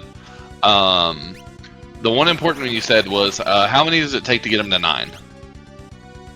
I believe he's 9 now. I mean, yeah, you can L3 Flare. Yeah. But it's still damaging him, and as much as we're de-leveling Exdeath, unfortunately that does nothing to Meteo. That is true. Meteo still hurts. Meteo is not affected by level whatsoever. So Meteo will still do its damage, although it's affected by Shell being on. But yeah, we're gonna have to beat Exdeath through damage here. We're not gonna be able to do a quick kill, as it were. And also, White Wind as a spell and Big Guard both cost a lot of MP. This is why we got the elixirs. We could also do Fusion to get a full MP restore. Yeah, 11 elixirs is a lot, but depending on how long this fight goes, ooh, it's getting unlucky, especially because it's on the Speedcaster. And we do see Joe actually using L2 ult here, not remotely set up for an actual timed L5 Doom, so if he is going to go for it, it's just going to be spammed.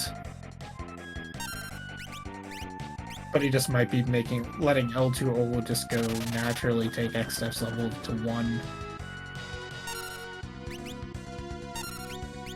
And Joe has shown off with the fact that we had a chemist at one point, sort of death by mathing a couple parts to Neo Exdeath at the end.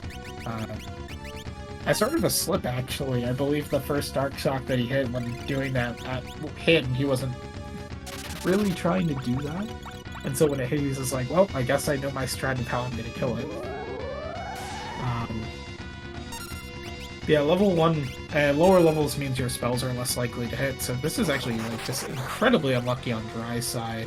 That's 3 hits on Lena at level 9. 4. Yeah, no, it's something for sure. Shell also gives the a lower chance for it to hit.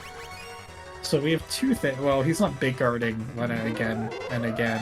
That's actually Bart's. It is also not guaranteed that he uses White Hole. He can do physical attacks too. Yeah, this is Guarantee you. this white hole spam and every one of them hitting is just bad luck.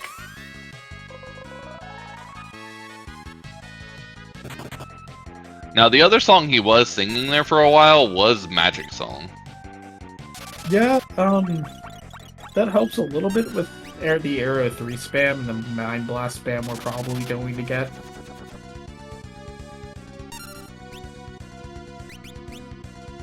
Now we're gonna double speed song. He wants these ATB bars up.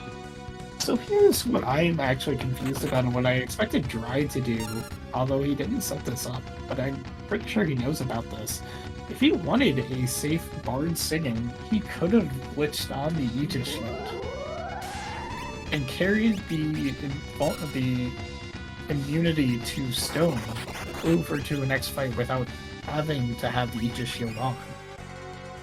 But we saw neither of our runners taking a random encounter to set that up. And it's not even that they could have done it during the Go-Go fight as well. Just put on the Aegis Shield on the job that you're going to turn into a bard. And the way status immunities work in this game is that they always persist one fight past the part where you actually take the equipment off.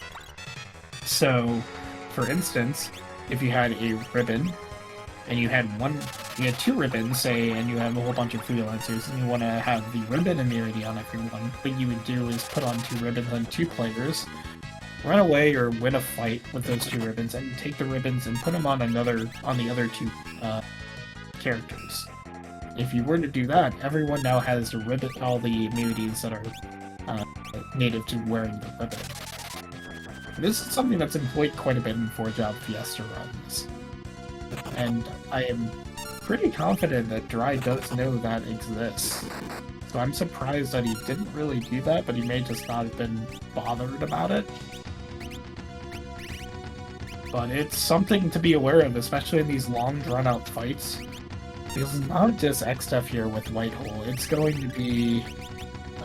we should be able to lock in Grand Cross, but we have Delta attack coming in from the back part in this fight as well, and Neo Exdeath. So just things that would make your life easier when you're preparing for a very long drawn-out fight, as we are here. Yeah, here he's doing math. He looks like he's counting these level 3 flares. It's about 48,000 HP, so we're gonna need quite a few of these. The speed song really didn't do all too much at this point. I think Dry realizes that as well, but once you've started attacking Exdeath, it's kind of like just continue doing it. We see Joe as well, just going for straight damage. So, like I said, this will be close for sure. Who's going to be able to manage their Neo Exdeath kill first? Or who's going to be able to kill Neo Exdeath at all? Because there's still no guarantee that this fight will be successful. They also have to have enough elixirs and magic left over to do the next part of the fight. Yeah, so the magic part about it, not too bad because we have fusion, and that's an elixir. But the issue with that is you need Phoenix Downs to pick up a character after you use fusion. And Dry, I think, is down to about... I want to say he's down to like 8 or 7. Yeah, that can get pretty dicey. So we'll see what happens. The Dry's elixir situation I know is better than Joe, who I don't think really ever picked up any elixirs.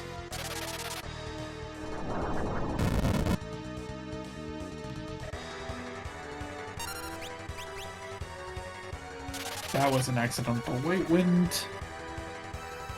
A lot of MP wasted right there.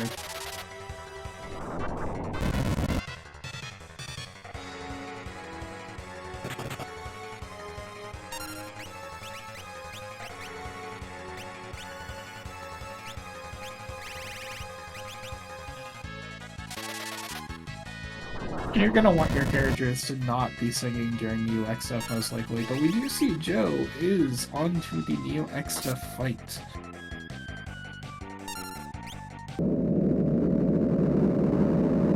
I assume Dry will be there relatively shortly as well. Joe's MP or HP is looking pretty low here. I don't think he ever got media, which is nice. The Bard just offered the chip 3 damage. I may have not killed the weakened Tree Exdeath. I just like that the Bard's trying to help here. Yeah, back row Bard. Don't really expect much. Anyone who has played 4-Job Fiesta and has had to go through Soul Cannon with 4 Bards will know what that's like. Dry's got to be careful here because he's getting down to where the HP's probably getting dangerous to where the Meteos and stuff can come in and the flares. Nope, we're past it. And so we see within a minute of each other, both are in the Neo Exdeath fight. We're going to see what our strategies are for dealing with this. 4 parts. We have the front physical part, we have the center that's Grand Cross that can be locked down with Mind Blast, we have the bottom, which is Almagest, which does 850 holy, or 1650 holy AoE damage. And we have the back part, which is magic, but is not heavy and so can be condemned.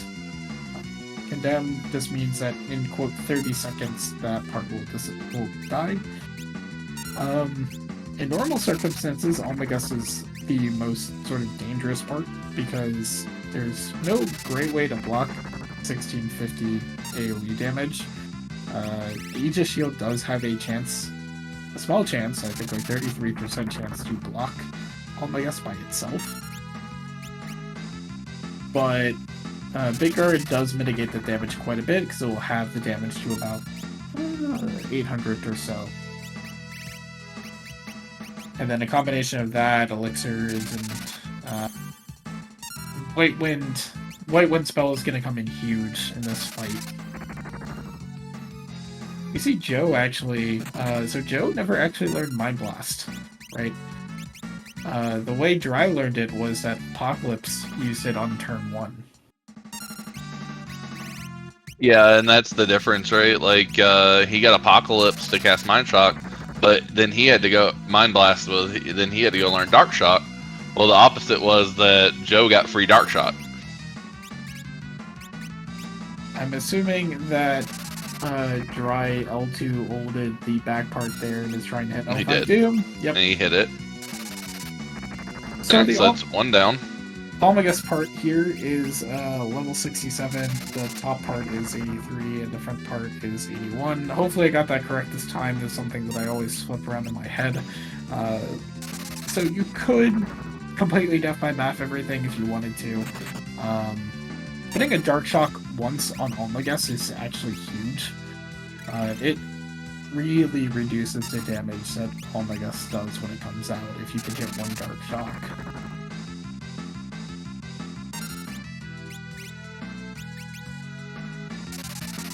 I don't think kick strats are really what you want to do here, but I guess if you have nothing better to do with that monk, why not? But you might as well just make that monk a chemist.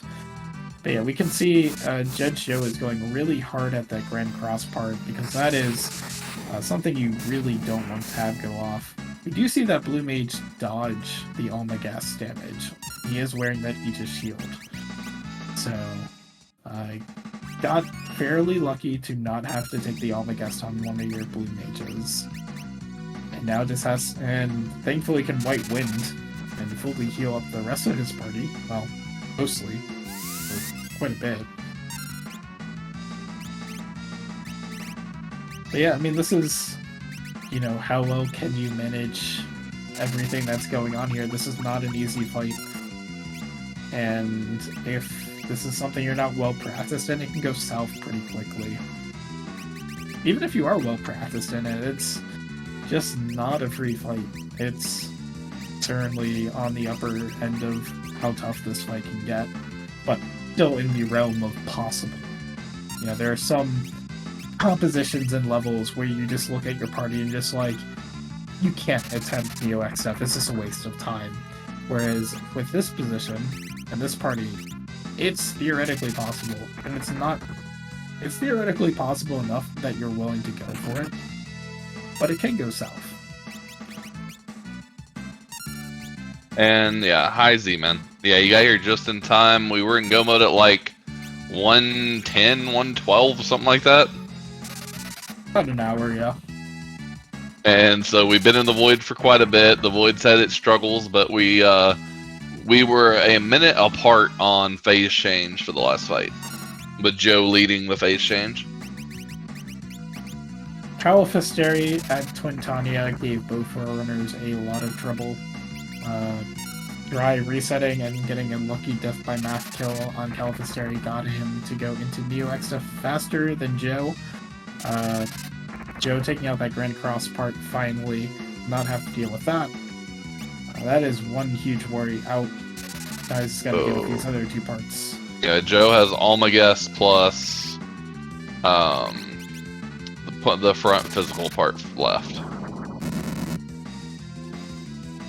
Dry then decided to take the Necro spot, which had Go-Go, so completely safe. But obviously 2.5 minute time to get that. But we'll see how this goes. The good news for Dry is that he doesn't have to care about sort of damage distribution here, because the Grand Cross part should never actually go off.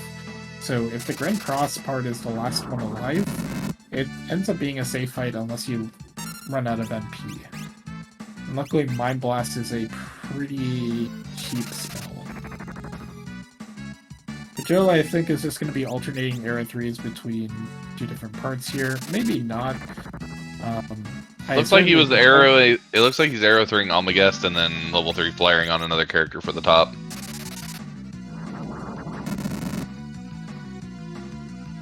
As long as he's doing somewhat even damage, that's the most important part here. If you leave one part alive for too long, you start getting into a lot of trouble, as Almaguest or Neo Exdeath will take double turns, and those turns can do basically anything, including Almaguest, including Medio, including Almaguest into Medio or Medio into Almaguest. It gets very dangerous regardless of how much barrier you have.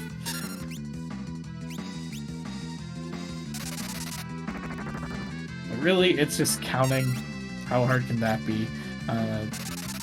It can be difficult. I do agree. I think Judgejoe having 3 blue casters has definitely put him in a huge advantage in this fight.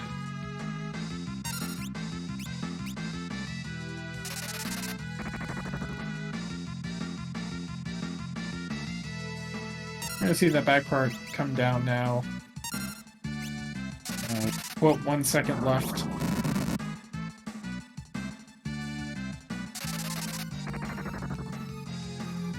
Yeah, I mean, that magic song. Front's all that's left, I think.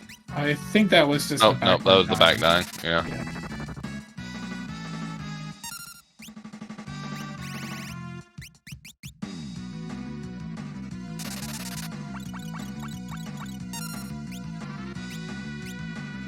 It's gonna be close, but I think Judgejoe's gonna take this. Yeah, he's. Unless I've miscounted. He's doing significantly more damage. Magic Song Air Knife on the Blue Mage does do quite a bit of work.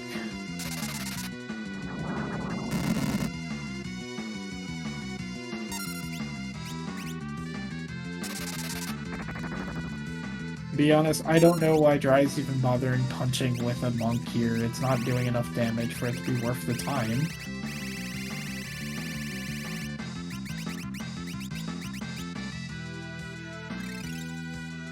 Finally making use of those ethers that he bought early on in the game.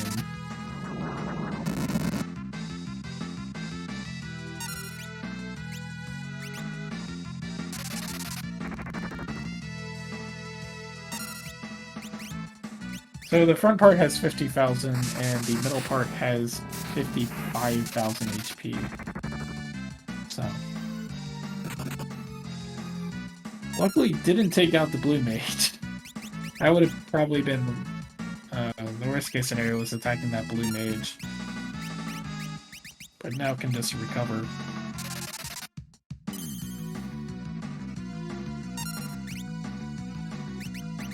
Do you have the Phoenix stats?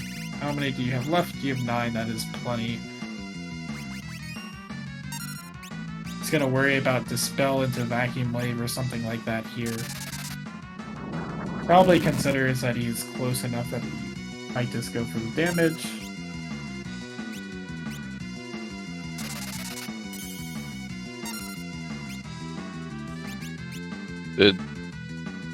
Oh, okay. Did a fusion on himself for the MP refill? I don't know if he did it for himself. I mean, it looked like he did it to himself. Front part is left. down, and now how close is that Almagus to dying? And we're just gonna do arrow 3 and hope it is very close to death. If it does get a turn, that will be unfortunate.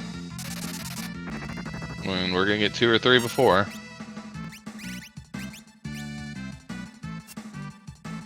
Vacuum wave comment. That's a really nice turn.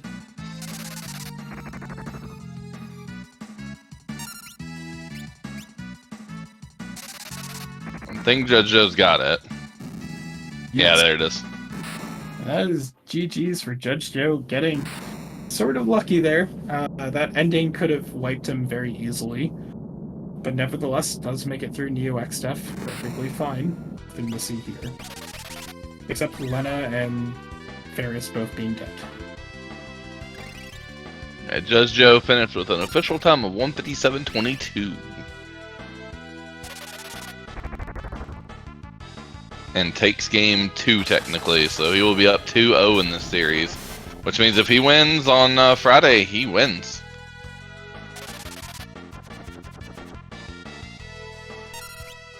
But yeah, another exciting match between these two racers.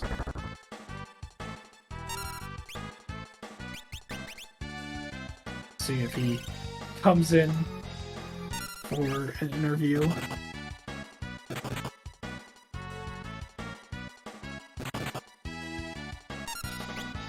We do see Dry chugging along here against Neo Exdeath.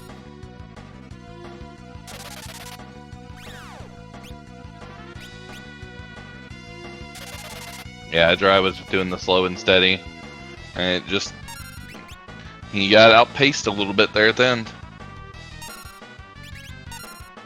Yeah. We are joined by the winner of tonight's race, Judgejoe. GG's to you, man. Very well played at the end. Had to get a little bit lucky, but perfectly fine. Everything was okay. So, tell me your thoughts on this. I really wish I did not screw up learning level 5 Doom. Very, very much wish I did not mess that up, because that probably would have been helpful for the last 2 fights. I thought you had L5 Doom?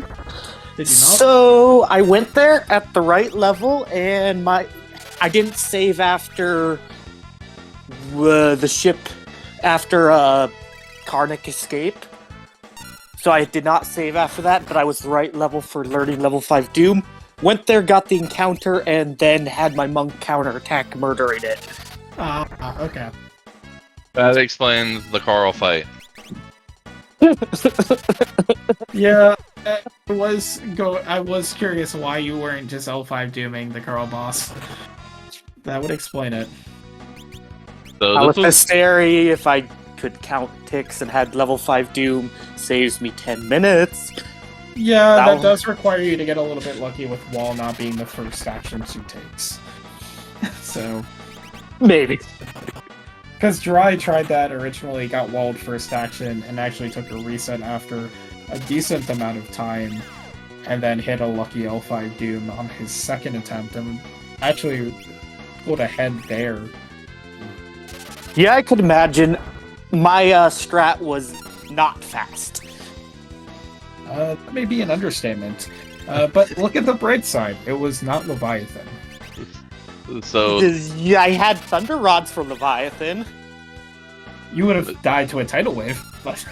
I had Big Garden for a Leviathan. Yeah, fair. So But- the way it boiled down is we got a jet seed for you guys, Joe, and it was Dry. What looked like he was gonna be the first one in go mode, and then he like bailed before going to Carbuncle to go shopping to come back, which we're gonna ask him about because that was very confusing. You guys ended up going into go mode pretty close to each other, actually. Probably within a minute or two. I think you were ahead by like a minute. You got into the void. He had a faster Carl fight, which caught him up because he got to just cast level 5 Doom on it. You both ran into the Omniscience and both decided that that was not worth it, and you both bailed and went to Hear You Plant. You both got to Callow very close together. He pulled ahead at Callow. Then he actually took the Necro spot, and that was no, it was actually okay. It was Go-Go, but that caused him to sit there long enough that you caught up, and then you got into the Exdeath fight first, and you got through the first part of Exdeath about a minute before he did. Did he do a fancier strat? Was his damage lower? Damage is lower. He only has 2 blue. Oh, okay. And they're not boosted to the extent that yours was. I knew it was going to suck, so I just set up 3 blue casters, because that's all that Monk cannot wield an air knife, so Monk was on singing duty because 0 Kaiser Knuckles were found, no chicken knife was found. I went and chose these fun jobs and found nothing for them. Yeah, but at the same time, how glad are you that you had Big Guard and White Wind? And Yes. yes. The answer is just yes. Yeah, so it came down to you just having way more damage output on this final fight than Dry did. You're just putting. He has 2 characters that are just sitting there, while the other 2 are doing like 2K damage. But his fight's very safe. He hasn't had a character realistically die in this second part. The thing that he ran into, and the reason I think he stopped singing so much, is he got like, I want to say 5 or 6 white holes in a row, and like 4 hit Lena back to back to back. And she was the one singing Speed Song. And then it became a Phoenix Down issue. Yeah, I was slightly worried when I used like 7 Phoenix Downs on like the Carlabos fight, that I'm like, oh dear, am I going to run out of Phoenix Downs at Ned? But I bought like 31 when I first bought, so that was good. Yeah. Good news about the 4 job mode is that you have the money to do that. It's only 30,000. Yeah. What else are you gonna spend it on? Chicken knives? Nah. Yeah, well, Dry actually did go buy a whole bunch of elixirs before going into the void as well, so... Yeah, that was another thing It's that put you ahead a little Fusion. bit. Better I'll than say Fusion, that. yes. I don't know, that Fusion saved you there at the end, I think. Getting a single vacuum wave into a single comet is what saved them at the end. Let's be honest here. Doing a little more on the math side of things and not leaving like 10,000 HP would have also saved me in the end, because I got like 6,000 or 9,000. It just, Yeah, it was those turns you were double arrow 3ing on Almagast and 1 L3 flare on the front part. But speaking of being berserked, Dry is currently at 1 part remaining left, and he is out of MP. So, Last elixir. He has an elixir, but now he's just got to go for the L3 flare. But because of these AoEs, probably very, very close to killing it. So, just needs to not get completely medioed here. We'll see how his luck is. So on a scale of 1 to 10, how scared were you of getting double medioed? Or just 1 medioed. It would have sucked. Probably would have been a wipe and a loss, but Hey, you knocked him for the monk punches, and that monk punch just finished it, Fiery. I know. The 300 damage from the back row finished it. let's go, Monk! But Dry does finish in 205.20, so GG's to Dry, giving us an entertaining race as your first set was as well. Again, both of you in the Neo Exdeath and Exdeath fights at the same time. So What a great jet seed that wasn't at the end. It could have been. I saw nothing wrong with that ending. Would have had a great time with it. I don't know what you're talking about. Yeah. Level Yeah. Fiery was sitting here like, I would have done this. This would have died in 2 seconds. This you tick 4 times, it's dead. When I saw Califisteri, looked at its level, I thought that I was and saw how long the fight took me. I kind of thought I was done at that point. Because that was so slow. Well, you do start the series up 2-0, so that means if you win your game on Friday night, then you just win outright. Yeah, more games is always better, but you do want to win. And Just we wanna are focus joined on by three Dry. GG's. GG's Dry. Hey, GG's, GG's Rob. Joe. I'm curious what happened on your end. It was a little bit of a brain fart at the end there for me, and my damage was low, and the final fight took forever. And that was the difference. I That was spent the a while difference. singing. I did too, but I didn't have good. I needed to have trained another person to have blue because I only had 2 attackers for Ned. Yeah, no, I had 2 air knives, one on Thief, one on Bard, and I had a Wizard Rod for the Blue Mage. So 3 boosted arrow 3s. Very nice. So maybe we did similar things then.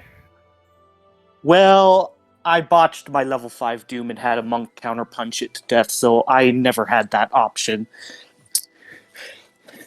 Okay, so you never had level 5 Doom. Did you, so you just did AoE to the back the whole Ned fight as well? No, I did single targets, everything. I condemned the very okay. back, and then... I didn't have Condemn because I decided to skip Castle Exdeath. So here's the fun part, right? So the difference between both of those Blue Mage spells is exactly the Apocalypse fight. Dry, you learned Mind Blast against Apocalypse, whereas Judgejoe that learned would have been Condemn helpful. against Apocalypse. So that was your difference. So Joe didn't have Mind Blast, so he arrowed 3 single targeted Grand Cross immediately. Whereas you had Mind Blast. All right. Wow. Not Condemn. So Dry, we have a question. Yeah. What happened in Castle Exdeath? I decided that I didn't need to kill Exdeath. In hindsight, getting Condemn would have been pretty great. I was hoping maybe I'd find the lamp or something. Not that you bailed after the Gilgamesh 1 fight just to go somewhere and go shopping, I think, and come right back. Yeah, I didn't feel all that strong, and I wanted to make sure that I didn't miss the. I hadn't done the more hint yet. Well, my question is, or I hadn't shopped more town. Yeah. So if you had looked at the hints logically, you would have actually noticed that Greg 1 could not have been your path to the void at that point. Because it had to be through one. Because it had to be through the base. It had to be bracelet locked. You actually went in with more knowledge than Joe did, because Joe didn't know about Wolf Tower yet, because Joe skipped Kelb. I got there eventually. So when you went in, go. Sorry, Joe. Yeah, you got there right after, actually. Right after getting it. Oh, yeah, I get what you're saying now about Greg 1. I could have skipped it, but I wasn't up for skipping any bosses at that point. The levels were really low. I wanted some experience, and it's right there. That's fair. But I didn't think about that. You're right at the time, though, because you got the bracelet, and then you got a hint saying that the Bow Castle has the bracelet. And we had well, Bow Castle. I think I got the hint void. first. Well, no, I think I didn't bother. Yeah, I think I didn't. Yeah, I got that hint late, and it was unfortunate. But no, I was wondering about my TED was about the worst luck TED you could ever have. My God. Every single time the white holes was hitting Lena over and over and over again, and this is through some of them were through big guards and stuff, and I had lowered his level down to 9. So he shouldn't have hit that much because I level 3 flared Ted. But if it was gonna be Magic Song was gonna be that unhelpful, There's a chance that maybe I should have just taken on Castle Exdeath and tried to learn Condemn there, and I could have just done the Death by Math on him, so it would have been a fairly quick fight. I will say Yeah. Speed Song was very, very, very needed for my final fight. Same here. I needed all the turns. Yeah. Also did Also, end I up didn't. getting about... I don't know if I ended up having full magic songed, because my monk was my monk was on speed song, but the one on magic song got targeted a little bit. But I ended up with 3k for my arrow 3, so that was helpful. Yeah. Let's see. I was doing a little over 3k. I was hoping it would be more. Another problem is that we didn't get a single pair of running shoes, so the only way to be reasonably fast was to wait for that speed song to max us out, and it definitely helped, but no shoes at all kind of was rough. Yeah, my TED fight was alright. I set up big guard, I chucked some people singing. I'm just gonna sit here and stare at the levels, trying to figure out if there's a way to get multiple level 3 flared enemies. Answer, I didn't figure that out. Yeah, the front can be level 3 flared, but then you're not doing even damage, and you need to probably leave it for one of the last two or something. So I didn't do any level 2 flare until I had to finish it off at the end. But so Dark Shocking Almagest once, if you manage to hit it, not only greatly reduces the damage of Almagest, but does bring it to level 33. That's true, and I thought about it is 67, but, yep. Yeah, but I didn't think that it was reliable enough to go for that hit. It turns out, though, that the fight was so long, maybe I should have done that. It would have been so yeah, my mind faster.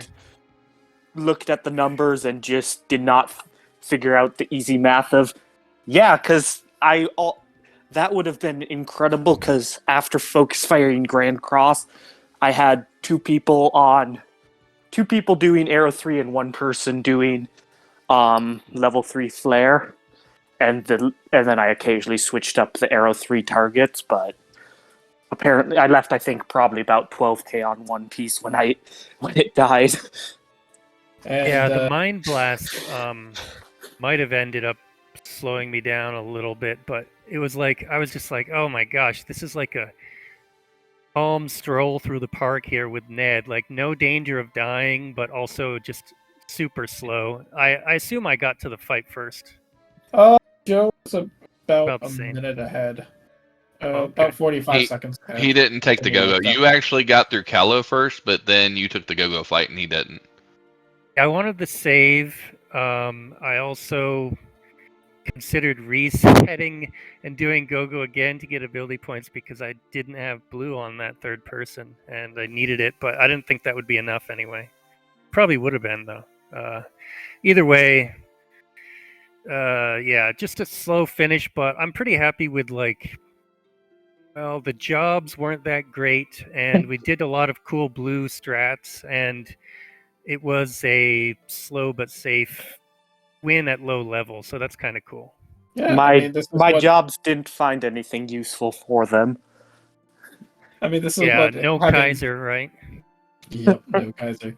This is what happens when you get Big Guard and White Wind freely available as well, right? It helps so much in terms of, I can do this at low levels, and yeah, it will take a while, but it is relatively safe, assuming that you don't leave Neo Exdeath to exactly one part for so long.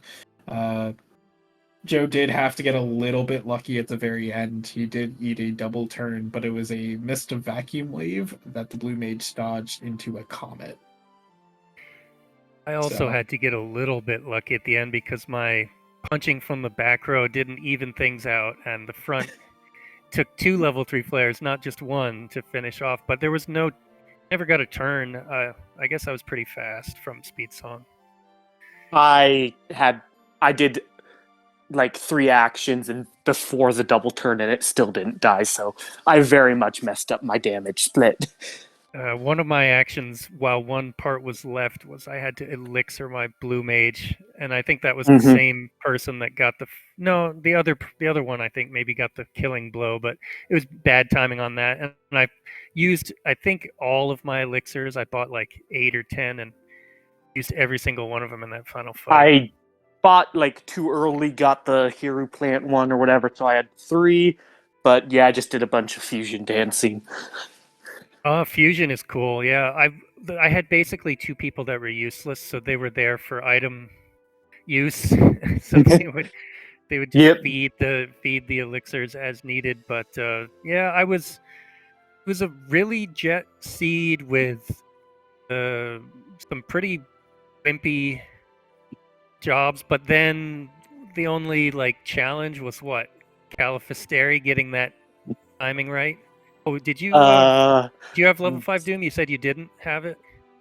I messed up my one good chance of getting level 5 Doom, so Califisteri was beaten down by one person doing 1000 arrow 3 reflected off of a wall, and one person doing 5 to 600 arrow 3 reflected off a wall.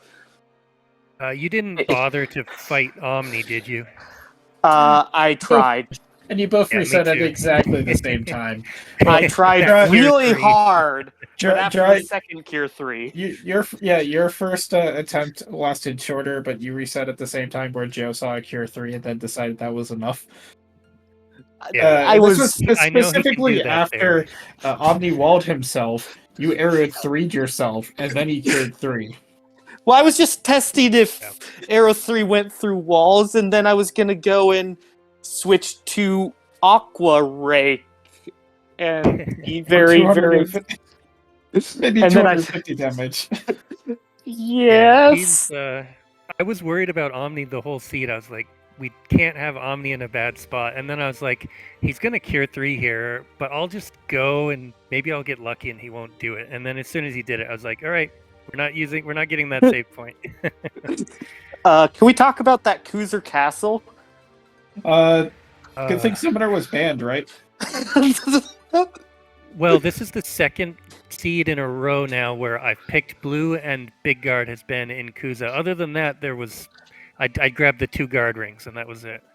I grabbed the Sage's staff because I did not realize that Blue Mage couldn't wield the Sage's staff, which was a whoops. But well, not a big deal. Can we talk about Bahamut, Leviathan, Odin, and Sildra? Or was there also Phoenix? Were they all there? Yeah, Odin was, I was there remember, too. yeah, a bunch of them were there, yeah. All Yeah. 5 of those. And you guys had a free golem too. Yep, free golem, and then like they were just trying to give us all the summons at the very beginning of the seed. I do remember that vaguely. And then the rest was all crystal junk.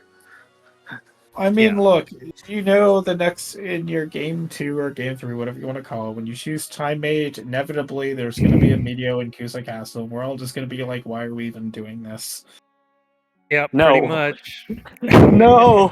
Am I pushing an agenda for Joe to ban Time Mage at turn 1? Yes. But yeah, go ahead, Joe, if you want to. I mean, I will probably pick it if you don't ban it, because it's been a few seeds now that I haven't used it, but do what you want. I'm up for anything in terms of job variety.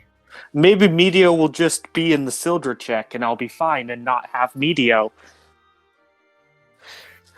it happens. I've seen Leviathan there. I've seen Running Shoes there. I've seen plenty of Dry's had I think Dry had 3 Time Mages where it was Medio and Kuzer, Medio and Sildra, Medio and Kuzer. Yeah, something like that. And I also fade Sildra, so it would be a fun advantage. I mean, speaking of the next game here, right? Friday, 9:30 p.m. Eastern, correct? Yep. Yeah. So I won't ask you to spoil any of your future decisions. I'll let you metagame each other a little bit in terms of possibilities for the ban. Your ban picks here. But, I mean, what are your thoughts really going into Game 3? Are you going to change something? This was really a Jet Seed, and Joe, I know you like to play Jet Seeds in Grand Finals and other finals. So, do you want a Jet Seed again for Game 3, or do you want something a little bit longer and a little bit more stretched out? I'll take a super evil seed with Mirage Radar being like the most buried check and not needed in any way. Dry, what about you? I'm all for no no Phoenix Tower grind, but I'll take Mirage for the shopping if I get it. As for how I feel about this series in general, I was hoping that since I had first pick and did blue mage, that I would have enough blue skills to win this match and even things up. But now I'm back against the wall here. I can't lose again, or else it's over. And GG's to Joe for outdueling me with blue yet again. Blue can do lots of things. I do much less of the fancy tricks with blue. It's more of like a black mage for me, with apparently a lot of hey, you're heavy. I've got just the tool for you. So I wish I had got Deathclaw a lot earlier and gone to more and bought it. That was I just went to shop there before I went up Exdeath's castle. By the way, Dry, Marigine's level 33. Same with Gargoyles. They're both vulnerable to L3 Flare. Marigine's only a level 33 after phase change, to my knowledge. Yeah, she's not 33 to start in her first form. She's got funky levels when she changes forms. I'm pretty sure it's not 33. It's 33 when it changes. Might be 29 before. Yeah, I think it was. Maybe. Gargoyles are level 3 divisible, though. Yep. I did not know they could be hit by time slip. So you ulted them. Yeah, I ulted them because I didn't want them taking any actions, so then I had to arrow 3 them or whatever instead. Yeah, I considered the level 3 flare, but I really liked them just not doing anything at all. And unfortunately, time slip took a while to hit. I didn't even know you could hit time slip there, so I learned something. That's another blue strat, but it does ruin the level 3 flare follow-up, so it was probably not the fastest fight. The seed was nice in getting you both arrow 3 pretty much immediately, though, from the Wind Shrine. So, got the highest tier win. Took me a little bit to get through the Wind Shrine, but Wind Shrine was worth. Yeah. Yep, I already forget what boss it was, but Necrophobia. And that was interesting. I thought Sage's staff was equipable, so I'm like, I got a weapon. I did not have a weapon.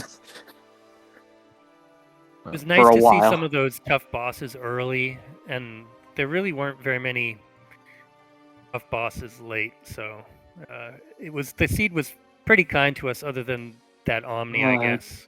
Did Dry finish the ship graveyard? Yes. Did it have anything? An EP, I think. But anyways, with that, I think we do need to start wrapping up. We're about to hit top of another hour. Sure.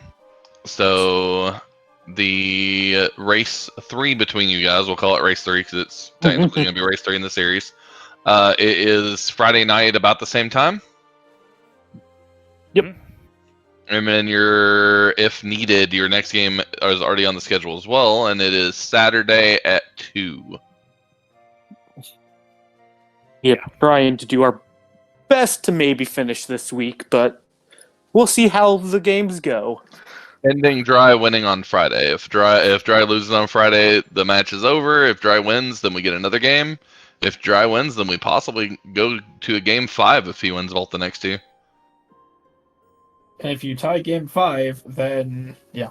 If you tie game 5, we'll figure it out from there. But with that, Speed Gaming, thank you for hosting this as usual. We appreciate you putting us up on the main channel and bringing recognition to our small randomizer.